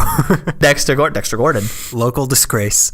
Curtis Mosby, who was the owner, was a really curious figure in this scene. He owned and operated the ritziest nightclub on the Avenue. He was the honorary mayor of Central Avenue for a while. He bridged the gap between two generations of black music. He claimed to have many talents. He was a drummer and a band leader, but he also said he was a composer. But many have challenged this, saying that they never actually saw him perform, really, or they never really saw anything he wrote. Lionel Hampton said anytime that there was a moment for Mosby to play the drums, that he'd just have Hampton do it. His business savvy was questionable as well. By all accounts, he was a little crooked. He owed a lot of people money. He was paying people under the table, which was a no-no, so the union went after him. So the musicians had to go to the union to collect what Mosby owed them. He declared bankruptcy in the 40s, but it was discovered around this time that he hid his part of the ownerships of the Alabama from creditors and bankruptcy courts, so he had to plead guilty to that. Mosby had to serve 2 years in jails for tax evasion, and without skipping a beat, his brother Esvin, Always the musician. Never skipping a beat. His brother Esvin, who we'll get to, took over as honorary mayor of Central Avenue right away. He was now the Mosby that got to ride the horse during the parades. Club Congo, same block as the Alabama Dunbar, was another option for middle-class people if they wanted a nice, affordable night on town. The Downbeat, which is another really popular one. 2 doors past the Alabama, 3 doors past Dunbar, 4201 South Central Avenue. The Downbeat was, okay, let me describe it for you. Long, narrow, rectangular. You like it? No.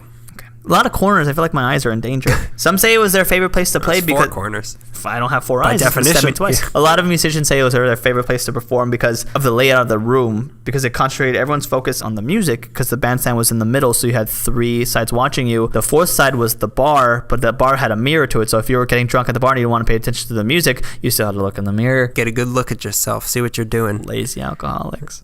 Another hometown hero, Howard McGee. His bebop band started there in 1945. They were like the first modern jazz ensemble on the West Coast, predating the more heralded arrival of Parker and Gillespie, which would come that same year. Dizzy G. Yeah, McGee became really close with Charlie Parker when he arrived here, but McGee had already been experimenting with bebop before the sound was popularized. They didn't call it bebop, but they were already starting to get into something that was improvisational. Still talking about the Downbeat, Charles Mingus and Buddy Collette premiered their short-lived septet group, the Stars of Swing, perhaps the most important unrecorded jazz band in the West Coast history. The recordings are lost, but the group is said to be very advanced as far as their music went. What I read about the Stars of Swing was they had no leader, and in a good way. Like they just whoever felt like going, they went, whatever that meant. Music stuff, jazz boys, blah, blah, blah, stop. A frequent to the downbeat was LA mob boss Mickey Cohen. Ooh, how is this? Baby. Is this the first time we brought up Mickey Cohen? No. I kind of feel like it is. I feel like there's a few things in this episode that we're introducing these characters that are gonna. I think I mentioned him when I mentioned the drunk tank at the maybe Lincoln Heights jail, but that's it though. Yeah. Maybe during the tunnels when we were talking about the tunnels. Yeah, I think he did. More than just a jazz fan, Mickey Cohen, his signature was at the bottom of the checks that the band leaders got. Cohen and his busy little mobster hands were toiling with various nightclubs, moving liquor and showgirls around the town for various doings. In the same bottles. I need you girls to stack up by the 12 some. Turn to liquid, all of you. I'm sure he said that a lot to them. You liking that? No. Across the street from the Alabama was The Last Word. 4206 South Central Avenue. It was more modest than the Alabama, and that was sort of the appeal about it. Their demographic was sophisticated crowd. It featured blues and jazz, and it was run by Esvin Mosby. Of the Mosby Blues Brothers? Yeah, he's one of the blues blowers. He was now the honorary mayor of Central Avenue, and he worked at The Last Word across the street. So aside from Central Avenue, I have to talk about this event that happened that's really important. I'm going to take you all the way to Vermont and 3rd. Oh, no. What is now Koreatown. The Palomar Ballroom was a beautiful music hall. It's a Vons now. I used to go and buy soup there. A beautiful Vons. The best one, the swingingest Vons you've ever been to. This side of the Mississippi. The Palomar is indeed far from Central Avenue, but it deserves a mention because many say that this spot, August 21st, 1935, first time that swing music caught the attention of the public and became a national phenomenon for years to come. Swing music started on... It went viral? It was, of course, led by the king of swing himself, who he wasn't called that yet, Benny Goodman. He'd been touring the country with his orchestra and not really doing that well. A non-black musician. I see you give him a special segment. I wouldn't have said it if I hadn't gone to that Vons. I'm like, yeah, he'd been touring the country with the orchestra, trying to get swing off the ground, and no one was really liking it. They were bombing in New York and Chicago. A lot of bookers were saying that people weren't liking the new sound, that audiences wanted something sweeter. Discouraged, they entered LA not really expecting much to go well. They didn't really think much of the West. They were booked at the Palomar for 3 weeks to play for 3 weeks, and they entered into that show with new material kind of cautiously, playing stock arrangements to entertain. It was drummer Gene Krupa. If we're gonna die, Benny, let's die playing the stuff that we want to play. Goodman agreed. And I don't know if you're going to that or... No, I'm not. Die he did. Die indeed he did. It's very funny. I love that we laugh at dead people. Goodman agreed. Just musicians. Buddy Holly, what a joke. Big popper. That's not what I like. And Goodman agreed with whatever Gene Krupa said before, and they ditched the stock arrangements for some swing arrangements. And as soon as Bunny Berrigan began trumpeting out solos from Fletcher Henderson tunes like King Porter's Swamp, the Palomar went insane. People were dancing and applauding. Many people just stood close to the band to watch them play this electrified sound, which was new to them. The crowd was drawn in because of the radio. Now, earlier that year, they had done a radio show called Let's Dance. But the thing about that was they were the third orchestra to play, and they came on really late. But because of the time difference, they came on and played. Their segment happened at 9 o'clock, so everybody heard it. So when Benny Goodman came to play at the Palomar, everybody's waiting for him already. They already heard swing and they loved it. By the end of that tour, he had a new moniker, like I mentioned already, the King of Swing. Swing was a national phenomenon because of that, everything that happened at 3rd and Vermont. So, next time you go over that Vons on 3rd and Vermont, why don't you say, where's Benny Goodman? I'll say, who are you talking about? But say it in Spanish. The Palomar Ballroom went up in flames in October of 1939. That's the second fire tonight. Yeah. Fire purifies all, and no sacrifice. There's a lot of other clubs. I'm going to mention their names, but I couldn't really find too much about them. The Brown Bomber, which was named after Joe Louis. The Dolphins of Hollywood. Yeah, I read he owned a club. Yeah, the Brown Bomber. Yeah. The Bird in the Basket. The Ritz, Glenn's Back Room, Casablanca. The Cobra Room, which hosted jam sessions. Jack's Basket Room, where you could find Dexter Gordon and Ward Gray dueling saxophones, which must have been, whatever. There was the Paradise Club, the Atlantic Club, the Elks Hall at 4016 South Central Avenue. Didn't have great acoustics, but they did accommodate a large crowd, which, you'd see like Count Basie there, you'd see Big Jake McNeely there. I like that the names keep popping up. Usually that would annoy me, but it just means that people were moving. The problem with this is the same one why we can't do like the comedy scene in LA, because there's no static thing that's happening. Like everyone's just like, hey, he was here, then he was here, then it was here, and it was funny, and it might have been funny, and it was here, and it was here. Hey, we're still not discounting a comedy scene episode. That won't stop us. The 5-4 Ballroom, which was 308 West 54th Street. 54th. Built in 1922 for whites who lived in South Central, the 5-4 became a cultural mecca for the black community around World War II, by which time the area had changed radically. Nat King Cole played there, as well as Fats Domino, B.B. King, Dizzy, Ray Charles. B.B. King? Yeah, B.B. King. He didn't live here, but he played there. And I don't care. Ray Charles broadcast a TV program from there in the 60s. It was still operating as late as 1968. Located on the second floor, the 5-4 was stored in the early 90s as a blues room, 5-4 blues room, in hopes that it would return to its former glory. But it was foreclosed by the bank in the late 90s, so now it's just there empty. In the 1940s, something started called Jazz at the Philharmonic, JATP. It started in 44 at the downtown Philharmonic Auditorium near Pershing Square, which since then been torn down, by a jazz fan and young film editor Norman Granz. It was the first concert series to ever give first-class treatment to jazz musicians. By the 50s, the JATP concerts, which featured outstanding performances that are now all preserved on vinyl, were being produced at concert halls around the world, places like Europe, Australia, Japan, started here. I'm going to take our listeners back to Bronzeville. You got us out of Bronzeville, I'm going to drag them back. That stinking hole. Once everyone was established and everybody was already there, setting up business, legal and otherwise, music scene started to open up there. You had places like the Finale Club, which featured some of the best jazz one can hear in Southern California, and was run by Howard McGee, who I mentioned before. It was near First and San Pedro. Tap dancer Foster Johnson presided over the Finale Club. A show started at midnight with liquor provided illegally, of course. You also had exotic dancers, you had comics. Howard McGee's house band worked all night long. They drew in not only Central Avenue Nighthawks, but Hollywood folk as well. You can go and see Judy Garland hanging out. There was a place called Shep's Playhouse, which was one of the breakfast clubs. I'm not talking about the John Hughes film, which I have a little tolerance for. A breakfast club was a club that operated all night long until the morning hours. Breakfast hours. Yeah, breakfast hours, when breakfast is traditionally served. Because that had to do with the factories that ran all night. You had men coming in and out, so there was no real clear arrangement of hours. Knew when one day started and the next started. Before it was Shep's Playhouse, though, it was a Japanese restaurant called Kawafuku. Shep's Playhouse was a smaller place, so smaller bands could play in the first floor bar and upstairs if you had more elaborate stage shows, the kind that produced by like Leonard Reed or Foster Johnson, the tap dancer. There were big band orchestras, there were dancing girls. Legendary bluesman T-Bone Walker started playing Shep's early in his career. In 1944, trumpeter composer Gerald Wilson started a band to provide music for Shep's. The Playhouse was really popular. It was a place to see and to be seen. Judy Garland, I mentioned her already. When the Japanese citizens returned to their area of business and living and such, She screamed. The Kawafuku restaurant was reclaimed, of course, and became notable for introducing sushi to American eateries in the 60s. I will mention that the longest running business from Bronzeville era was owned by James Hodge, who had opened a newspaper stand on the corner of First and San Pedro in 1942, and it lasted till the 80s. Let's start talking about the boys, yeah? Oh, yeah. The boys are back in town, because Bronzeville's atrocious. We have to get out of there. Art Tatum, the nearly blind piano player, who many call a prodigy, was a long-time LA resident. Tatum was known to sit at any available piano on Central Avenue with a case of Pabst Blue Ribbon and began playing swing for hours. One of the spots that Tatum would hit up was Ivy's Chicken Shack, which was a small eatery at 1105 and a half East Vernon Avenue, just east of Central Avenue. The Ivy of Ivy's Chicken Shack was vocalist Ivy Anderson, who performed with Duke Ellington for over 10 years. Did you know about this?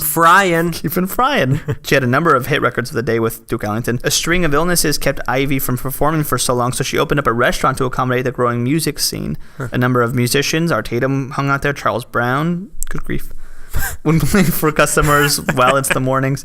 Anderson lived off of the Avenue, 724. Charles Brown. He tried to reinvent himself. She lived right off the Avenue, 724 East 52nd Place, which was just walking distance to her chicken shack, which sounds weird. Her restaurant, please, with all due respect. Her block, listed as 52nd Place Historic District, is listed on the National Registry of Historic Places. Good for her. She made it. The first chicken shack to me. Ethel Waters, who was a blues and jazz singer. She once lived in a Victorian house at 1910 Harvard Boulevard near Washington Boulevard. It's now painted white with a light green trim. It was then known as the Sugar Hill District of LA. Yeah. Sugar Hill was also the first blaxploitation zombie movie. It had nothing to do with Sugar Hill in LA, though. Nat King Cole, who we already talked about, once lived in a beautiful brick house at 401 Muirfield Road. Wait, a brick house.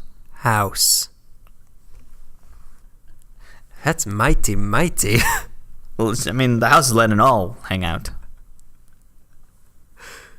So you said a brick house. Mighty. Letting it all hang out.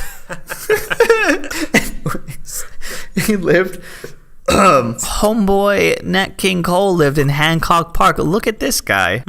Beautiful area. Yeah. 401 Muirfield Road, nowhere near Central Avenue. Traitor. But before Cole the Crooner was a household name, he worked in gigs on Central Avenues with his troupe, trying to make it big in Hollywood. He got his start at the 331 Club on Central Avenue and worked his way up. You know, it's interesting. 331 was the address of Biddy Mason's place. Really? I wonder if that's a reference to that. It might be, because I couldn't find too much about the 331 Club other than he started there. Just as likely as anything else. Yeah. Maybe perhaps more likely. When he became successful, his two biggest hits were Route 66 and Unforgettable, both recorded at Capitol Records, LA. And Nat King Cole and Lionel Hampton are both featured playing a boogie-woogie foxtrot number called Central Avenue Breakdown, meant to capture the excitement of Central Avenue scene as it was reaching its peak. He's now buried at the Forest Lawn in Glendale with W.C. Fields. Benny Carter moved to... W.C. Fields just passed out dead in one of the graves. It's actually the mayor's grave. I brought him roses and I fell in. Oh, no. I figured, wide his mouth. Now it's better than any time. Benny Carter moved to LA in 1943, and he got a huge break when he had the opportunity to compose the score for the film Stormy Weather with Bill Bojangles Robinson, which is hard for me to say. Lena Horne's also in that. Although now it's seen as very racially insensitive compared to Jump for Joy. Stormy Weather has some really great performances. Cab Calloway is in it. I like to say Cab Calloway's name as flamboyantly as possible, because in my head he looks like Little Richard. His biggest It's not just your head. His biggest hit came with Cow Cow Boogie, which was a novelty tune for a very racist cartoon that I believe Walter Lantz did of, I believe, Woody Woodpecker. Consult episode Meekly Go Round broke down. The cartoon is atrocious, but the song is really neat. Other folks that have to be mentioned, their careers are, like I said, way too immense to even start here, but they all hometown guys. Charles Mingus was raised in Watts, an incredible bass player, great band leader. Dexter Gordon grew up in Los Angeles. He was taught by Samuel Brown and all. Dexter's father was a doctor. Among his patients, Lionel Hampton, Duke Ellington. Daddy, what's wrong with them? Tell me their secrets. Art Pepper, saxophonist who was born in Gardena, found himself stuck with the West Coast cool jazz label, which he fought. I can't say anything worthy of Art Pepper, but look at his really, really great autobiography, which is one of like the first things I read all the way through, called Straight Life. I do have one story though. I think I told you this just in passing before we ever started the podcast, when we would just tell each other stories that interest us. When we wouldn't record all the stories we tell each other. And they took even longer than this. One story I recall from his autobiography. Art Pepper used to live in Echo Park on what is the steepest street in Los Angeles, Fargo Street, which is where I was raised. William Claxton even took a photo of him walking up Fargo carrying his sex, smiling miserably because he was dope sick. He lived there with his wife, and both the Peppers were heroin addicts. When she overdosed, Art called 911, but the ambulance couldn't make it up Fargo and Park. So the ambulance drivers had to get out with a gurney and all the equipment and run up Fargo to get her. How is that possible? Gravity was not on their side on that one. On the other side of that hill, in the, I believe, the late 80s, the Hillside Stranglers would leave a body in the trunk of a car within city skyline. And on the other side of that hill, I was growing up. In the trunk of a car? The trunk of a car, coincidentally. It was a Ford Denim. Chet Baker was another troubled drug addict and jazz legend. Chet Baker wasn't born in LA. He came to LA in the late 40s, early 50s. So he wasn't really based in Los Angeles in any concrete way, but the way he played and everything that kind of associated with him, he's very associated with the West Coast style, which I'm sure he didn't like either. Another one of my favorites, Percy Mayfield, a really great blues singer, moved to Los Angeles in 1942. He wrote and composed songs for almost 10 years before he got his big hit, Please Send Me Someone to Love. If you haven't heard it, suggested listening. Required listening. He was starting to get really noticed in the music scene, but a car accident sidelined his career for a long time. He was left with he has this huge gash on his forehead. So he started shying away from performing, but he kept writing. Like Harry Potter. A little bit like Harry Potter, but more magical. More magical. I mean, if it's more magical because Ray Charles recorded one of his songs, Hit the Road Jack, and it became hugely successful, so he kept writing for Ray Charles. That truly is a magical life. So let's talk a little bit about the bird, Charlie Parker. The bird is the word. The bird is the word. Charlie Parker's the word. The genius junkie. The bird, Charlie Parker, was welcomed to LA with open arms by young modern jazz practitioners like pianist Hampton Hawes, Howard McGee. Wait a minute. Oh, okay. I thought you said something else, and I think you might have, but Hampton Hawes. His title. Cocky Hampton Hawes. I mean, when he was coming to town, they were very happy, and they hung out with him a lot. They learned things, but he was also soaked in heroin. Charlie Parker hated Los Angeles with a Faulkner-like passion. He once said, "I can't tell you how much I yearn for New York." And Dizzy and Charlie were invited by Billy Berg to do a 2-month stint at the Billy Berg's Club in Hollywood. So they boarded a train in December of 1945. For Charlie Parker, the 2-month gig turned into a year and a half of hellish self-destruction while managing to somehow perform and record. How'd we miss him in the forgotten They're not the forgotten for the visitors to LA. That would have been a good one. Yeah. During his stay in Los Angeles... Oh, well. I'll just do his entire segment now. During his stay in Los Angeles, it was all highs and lows. He recorded some of his best music here. Night in Tunisia was recorded here in LA. Really? Yeah. He also went through really... Was it recorded in Tunisia? Part of me thought it was too. He also went through, of course, really brutal heroin withdrawals and a visit to Camarillo, which we'll talk about. If you've read that first line in Jack Kerouac's novel, you'll know what I'm talking about. Discount jackets? You want to go that really nice In and Out. The Burlington outlet. So they were invited as a quartet, but Gillespie brought 5 people instead of 4. So it was the Diz himself, Parker, bassist Ray Brown, drummer Al Haig, and vibraphonist Milt Jackson. Dizzy did this because he knew Charlie Parker's habits and wanted people to fill the sound out should Parker not show up, which was a frequent occurrence. The way F. Scott Fitzgerald and Faulkner drank, Charlie Parker did the same thing with heroin. God. But he also drank. Sometimes like a gallon of cheap wine to himself. He was also popping pills. On the train ride to Los Angeles, when the train stopped to take on water somewhere in Arizona, Charlie Parker wandered off into the middle of the desert looking for a fix. And they had to Why do these people, these geniuses, they somehow get lost in the desert? Something about the desert's so appealing to them. The prickly pears. They had to talk him back onto the train. It was another 20 hours to go. When he arrived in LA, an admirer informed the talented junkie that heroin was expensive and hard to come by in LA, but he'd manage. There was something floating around Central Avenue called mud, which was like low-grade opium with twigs and dirt still in it. Oh, God. But he eventually upgraded with the help of a man named Emery Bird. Bird and Bird. The birds of the word. That's in the 2 birds in one stone. Their law office. And I can't wake them up. A lot of jazz fans probably are aware of Emery Bird without knowing it, for Emery Bird was also referred to as Moose the Mooch, the title of one of Parker's classics. Parker went and named a song after Emery Bird because he had the best heroin in Los Angeles. Moose the Mooch, or Emery Bird, I'm sure as he preferred to be called, was a former honors student and athletic star at Jefferson High School, and he became paralyzed by polio. I don't know, whenever Bronzeville started, what, the 40s? Or 43, it kind of came into its own. He was working at a newsstand in Bronzeville, which was also used to sell records, which was also underneath both those things up front. Emery the Mooch was dealing heroin, and Parker was so appreciative that not only did he name a song after him, which it would become very popular, Parker left him a tip. Here's a tip. Play the alto instead. Parker signed over half of his royalties for his dial recordings to the dealer, whose address was switched to San Quentin State Prison by that time. According to drummer Ray Porter, who drove Parker to the session for the recording of that, Parker started writing Mooch in the car on 35th and Maple and finished it when they got to Santa Monica Boulevard in Hollywood by the time they got to the recording studio. One long... How much traffic was there? That's what I kept thinking. It's probably like 9 hours. If it was like 5:30, I'm not that impressed. It's like 2 days. Bring a tent for that ride. So especially if you're on heroin. Can't keep track of time went on in your heroin. After their stint at Berg's, which was legendary in a good way, sometimes in a good way, sometimes in a bad way, Dizzy left for New York in February of 1946, which was the allotted time he was meant. The Bird stayed here. He stayed here because he cashed in his return ticket for heroin money. He began recording with Ross Russell and trying to get something down on vinyl, but more importantly, just trying to get high all day. He recorded the dial sessions, which are really important in his collection during this time, which was between March of 46 and December of 47. Here's the thing about the dial sessions. The record shop owner, like Ross Russell, started Dial Records solely to record Charlie Parker while he was in Los Angeles. That's how big Charlie Parker was. Russell managed to assemble top-notch talent for Parker's dial sessions. Howard McGee, who played trumpet, pianist Dodo Marmarosa. That word again. I say it really fast. It's making me hot. Oh boy, I'm salivating. I hear that word. Hands clench up. Dodo Marmarosa. Flexing. He played piano. Jimmy Bunn, bassist... Jimmy Bunn? Bunn, B-U-N-N. All right. Bassist Bob Kesterson and drummer... Kesterson? Did you say Kesterson? And drummer Roy Porter all jammed with Parker at Little Tokyo's, like I said, semi-legal finale club, which trumpeter Howard McGee ran. He continued playing with McGee's group at the Swing Club and continued a descent into insane substance abuse. He eventually broke down during a series of recordings in July of that year, 46. He struggled to play really simple phrases on the song Max is Making Wax. During the recording of the song, he missed most of the first 2 bars of the first chorus of the track. When he finally did come in, he swayed wildly and once spun all the way around away from his microphone. The recordings document all too well the difficulty that Bird was having playing while needing a fix. After working on his... snore. Salt and peanuts and heroin.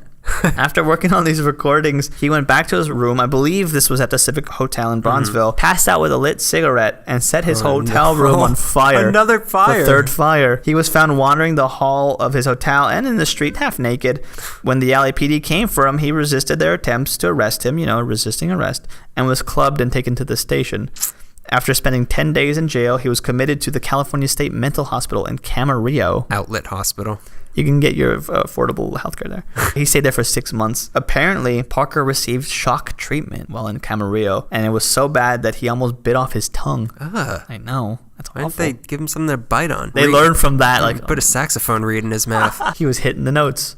While in Camarillo, Parker played saxophone in the hospital band. They performed a small bandstand on Saturday nights. He also passed the time by tending a lettuce patch. It's adorable. Yeah. His classic song, Relaxing at Camarillo, which was about his time there. Do you think that's... Do you think it's a veiled reference? The veil. It's a metaphor. He-Man at Santa Barbara. This was recorded in 1947 on Parker's sober return to Los Angeles after his hospital stay. His dial sessions recordings upon his return are famous now. Some call them an indispensable part of his musical opus recorded, so that's good. It's good that something good came from all that heroin use. All that jazz. Hampton Hawes and Howard McGee helped nurse him back to health. Saxophonist Big J. McNeely proudly recalls that he got his mom to wash Charlie Parker's laundry. My mom, can you believe it? A proud day. Proud day. Thanks to McGee, bebop was already like a LA keystone, but Parker gets credit for introducing the sound to the area, which isn't really fair. But I think really what happened was Parker's arrival in his most lucid moments helped refine their sounds and accents and taught bebop players how to handle life off stage or how to not handle life off stage. His stay at Camarillo cleaned him up, and he continued to play clubs in LA, but started drinking really heavily to compensate, and the same effect was pretty much taking place. I think December of 1947, he returned to New York and fell off the wagon again. The Bird returns to Los Angeles in 1952. He's been using and abusing again, and his health is on the decline. Like before, he was nursing his withdrawal pain with alcohol binges. So it's July 1952. An eccentric sculptor named Jihar Zorthian, who was an Armenian genocide survivor, invited Charlie Parker and his band to come play at his Altadena ranch, where he was having a party, and asked Bird if he can perform with the band. His ranch was one of those like bohemian party spots where artists would go and intellectualize partying as if it was more than just frat guys, but with wine instead of beer. Zorthian met a drunk Parker through a sculptor friend, who was a female, and decided to haul up to his ranch and have more fun, quotes, which translated to skinny dipping and horseback riding. Parker naked horseback, right? Oh, that would hurt. Man, the horse might like it though. I'd like it if the horse liked it. Parker loved his time at the Zorthian Ranch and agreed that he would repay Zorthian by having a jam session for the party. Time to pay up was July 14th, a Monday, because it was an off day for the jazz clubs. Zorthian had a few stipulations. He wanted Parker and his band to start playing at 9:30. Charlie said fine. He said, none of your junkie friends are invited. Parker said fine. So, of course, the first people to arrive are Parker's junkie buddies. Around midnight... The witching hour. The witching hour, not the witching hour. Nighttime's the right time. Midnight's not the right time. Nighttime's the right time. Night and day, night and day, night and day. A pickup truck comes to the ranch carrying about 6 band members and a piano. No Charlie Parker. And the crowd was already there, waiting anxiously to see the Bird. Is it the Bird or Bird? Just wheeled out a parakeet. I don't know. The Bird. It might be Bird. Oh, Birdman. That's who it is. Birdman! The band as well thought Parker was already at the party, which was not a good sign. But because this was a regular occurrence, the band knew just start without him. So they played for about an hour when Bird showed up, about 1 a.m. Zorthian was kind of peeved and was like, all right, get on stage, to which Bird responds, nah, I think I would rather go swimming. No. So they coaxed him to start performing, and the party starts picking up. And then the Bird starts playing, and a beautiful woman approaches Zorthian and Parker and said if Parker asked nicely, she would perform a striptease for the crowd. Parker responded by getting on his knees and begging her, darling, please. So Parker kicks into Embraceable You as this woman climbs on top a rocking horse that Zorthian himself had sculpted and painted and started to slowly, sensually take her clothes off. Striptease, if you will. Which got the crowd going, and they were shouting, take it off, take it off, take it off. How do I know that? Because it's recorded, and you can hear it on YouTube. Oh, God. It's kind of weird. This is It's a lot of laughing. It's not, yeah, whatever. Parker got crying. Put it back on, Mom. Parker got so excited by the striptease that he dropped his pants. Can you imagine? He was probably playing with an erect pianist. He became a pianist that night. Then Zorthian took off his shirt. He dropped his pants. Dropped his pants, like by accident. You dropped your... Oh, I dropped my pants. Oops. Wait, the Zorthian took off his shirt. Oh, and then about 3/4 of the crowd followed suit. What is that? Who is that helping if he takes his shirt off? Who's benefiting? A naked people party. Oh, no. As Charlie Parker and his band performed. With Charlie Parker's pants being dropped. Yeah. Somebody's girlfriend had mentioned that, like, he was playing and throwing his body back, so his penis was, like, flopping around. This sounds like I would hate being there. A dream I had when I but everybody's related to me, and I'm not supposed to be there. I mentioned this because it's a party that's still talked about amongst like jazz fans and stuff. I was very curious about it, so when I started reading about Charlie Parker on Central Avenue, I had to find out more, so I felt obligated to tell this story. Bert died in New York in 1955 from a bleeding ulcer and liver disease. The coroner looked at him and rounded the age of his body to be about 50 or 60. He was 34.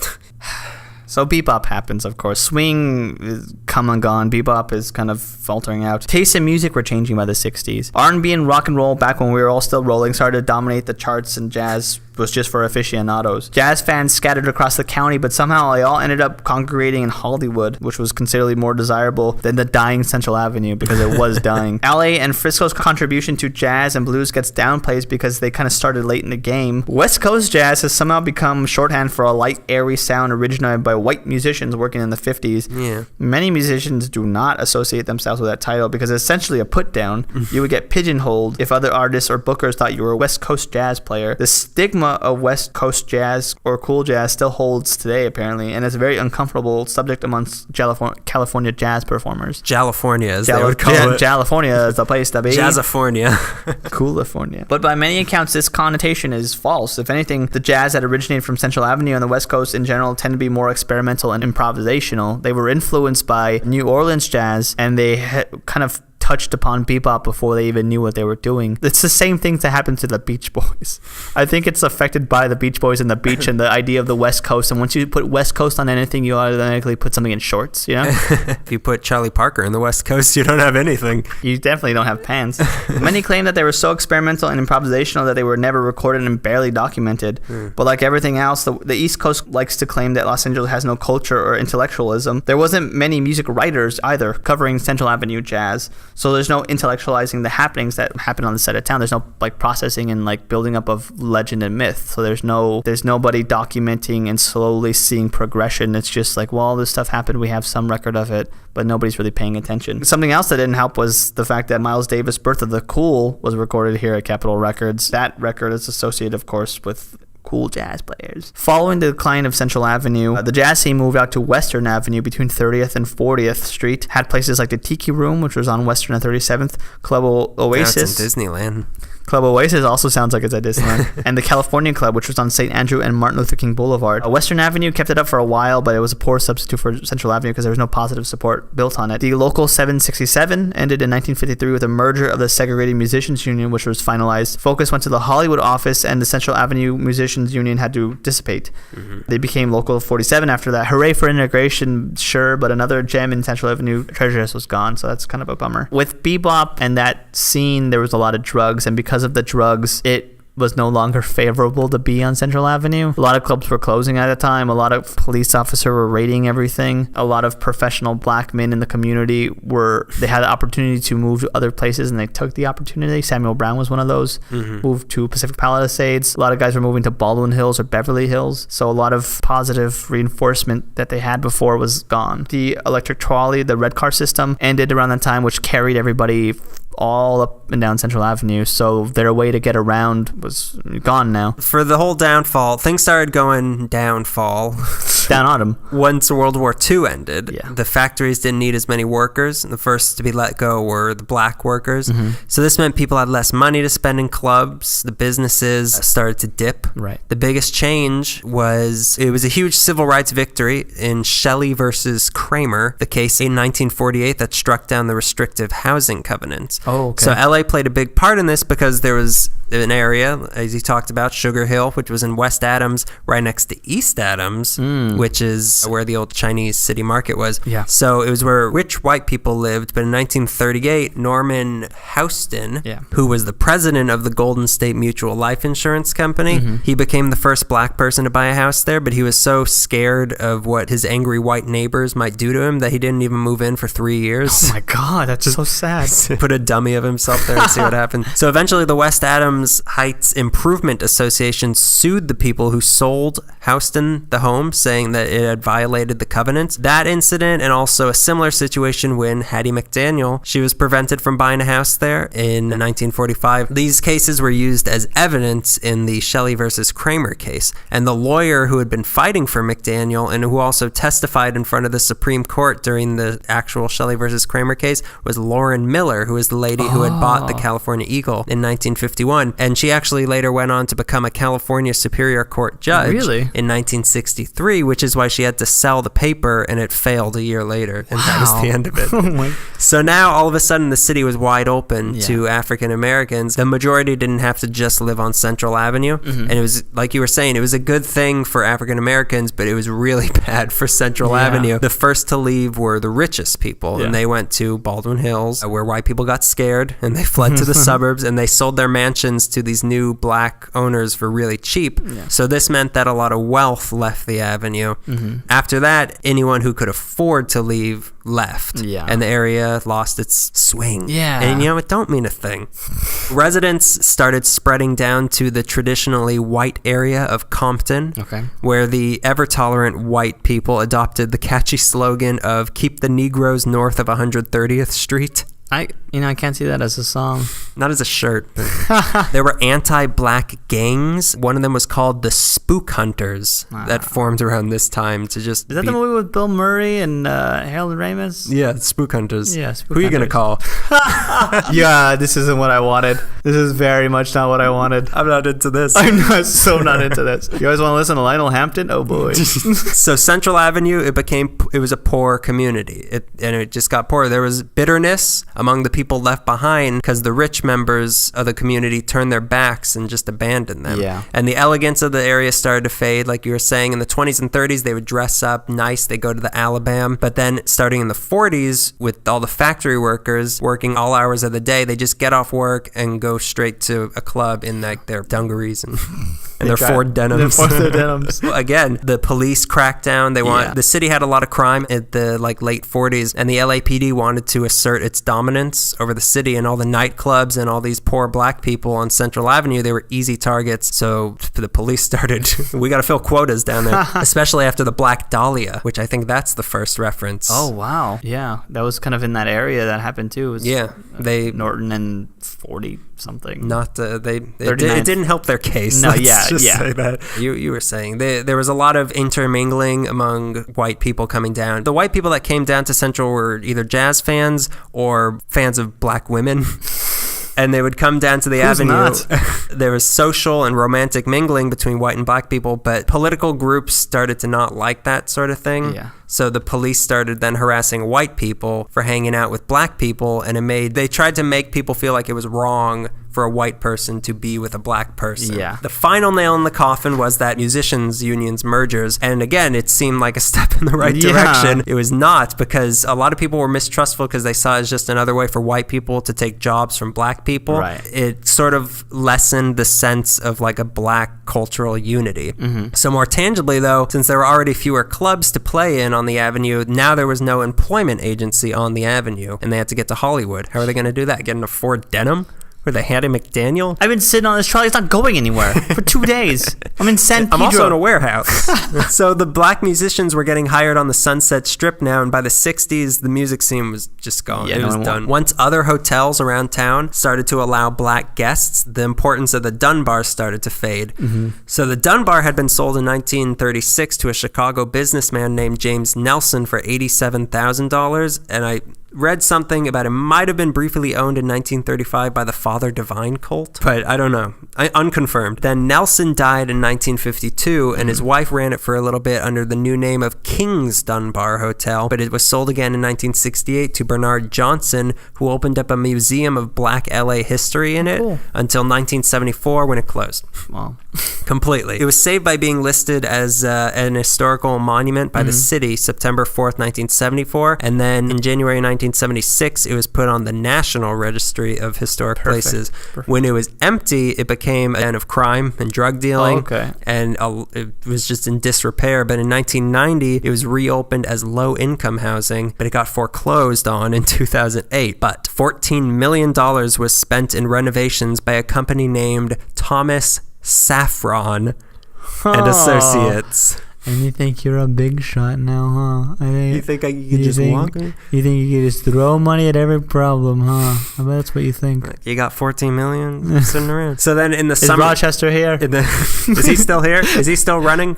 Is this still Rochester for mayor headquarters? In the summer of 2013, the Dunbar reopened as Dunbar Village Senior Housing with 41 studio and one-bedroom apartments, and the 2 surrounding buildings are now the Somerville Apartments with 42 low-income apartments. So the sign that's up there is still the original sign from the 30s, and there's like a slab of cracked sidewalk outside that still says Hotel Somerville, which is kind of cool. It's all part of a plan to get the area back on its feet. The restorations there won the Conservancy Preservation Award from the LA Conservancy in 2014. Last year there was a play called The Magnificent Dunbar Hotel about the glory days. Central Avenue Jazz Park is across the street from the Dunbar. They have a stage and a bunch of tile murals above it with scenes commemorating the area's jazz history. There's a big sculpture of a guitar and a saxophone at Vernon to pay tribute to the old scene. That's pretty cool. Those might come to life one day. There's a Charles Mingus Youth Center somewhere. That's true, yeah. I think it's got to be in Watts. I think it's in Watts, yeah. How could it not be? I would want it there. Watts? What? So the Central Avenue Jazz Festival. Yes. It happens every July in front of the Dunbar. This year is going to be the 19th consecutive year on July 25th and 26th. 2-day event, yeah. 2-day event, yeah. It's 2/3 of a Woodstock. The historic South Central, or the Central Avenue Jazz Corridor, is south of Washington, east of the 110, north of Vernon, and west of Alameda. Technically, the area is no longer known as South Central. The city officially changed its name in 2003 to South Los Angeles. Okay. I kind of noticed that at some point. Yeah, I kept seeing South Los Angeles. Where's that? I'm going to South Central. I want to go to the setting of all those NWA songs, all the Snoop Dogg songs. I want to go to there. So they did it to try to give the area a fresh start because people had been incorrectly using the name South Central to describe pretty much anywhere where a lot of black people were living. Anything past Martin Luther King, which is like nobody wants to go past that. Greg's words. It wasn't being used for the area that was technically South Central. So the name South Central developed sort of a racial connotation that was not always positive. No, not at all. Yeah, and having a negative brand made things harder to fix because people would just think, oh, that's South Central. It's just how it is. What can you do? So the name change rubbed a lot of people the wrong way, though, because people were proud of being from South Central. And on top of that, they knew a name change isn't going to fix any of the problems. So as time went on, population in South Central kept growing, getting more crowded, weren't as many jobs to go around, gangs started to take over. There were the Watts riots in 1965, Rodney King, 1992. The area got really torn apart by that. Problems with drugs, poverty in the area, but it is better than it used to be. Crime's down. The area is more Latino nowadays than it is black, but in its time, Central Avenue was LA's Harlem, and the creative boom that was going on there, it happened about the same time as the Harlem Renaissance, but like you were saying, it's not really paid attention to or as well known. It's not as like everything's sort of oral history. It's strange because when you were mentioning novels, I could only think of 2. I can think of Devil in the Blue Dress and the first chapter of Raymond Chandler. Yeah, Raymond Chandler. Of that era, there's not a lot going on. No. What? Fiction-wise, there's not a lot going on. Depicting... If he hollers, let him go. Let him go, which I have to read now. Let's have a live reading. Bonus episode. We can do it tonight. We've been going long enough. We good? And that's and that's everything. That's everything you'll ever need to know about Central Avenue. I had no idea what this area was. When you suggested it, I said that's stupid. I thought I knew where it was, and it turns out I don't. I know the area. It wasn't what I thought the area I thought it was. That's all. Duke Ellington doesn't live here anymore. Who are you, gentlemen? Is Ivy Anderson home? Get out of here. All right. Keep them frying. Go out and listen to some jazz. Yeah, Jazz Festival. We'll see you guys there. We'll be there. We're also going to be running for mayor of Central Avenue. If you get arrested, I'm taking it from you right away. Scandal rocks. If you like jazz, then you'll love iTunes reviews. You can really just scat all over and leave 5-star reviews. Tumblr, LAmeekly.tumblr.com. We post that every time we put a new episode up. like us on Facebook And Twitter. Yeah, at LA Meekly. You can email us, la.meekly@gmail.com. You star can buy ratings. LA Meekly brand inhalers. We have LA Meekly orthopedic shoes if your feet, if your club foot or anything. LA Meekly brand glasses tape to put your LA Meekly glasses back together. We have LA Meekly toupees for sale. Say you're thinning a little bit or a little bald. We also have LA Meekly brand weaponry. We got LA Meekly brass knuckles that spell like LA Meekly on someone's skull. It'll leave the logo in their corneas. Anyway. We have bear traps. They don't actually catch bears, though. Close it off. So close. Hola. Yeah, do it. It's funny. That's our cue. And that has also been LA Meekly, cruising down Central Avenue in a Ford Denim since 2013. And we're out. We're out. It's a long one. Mr. Grinch.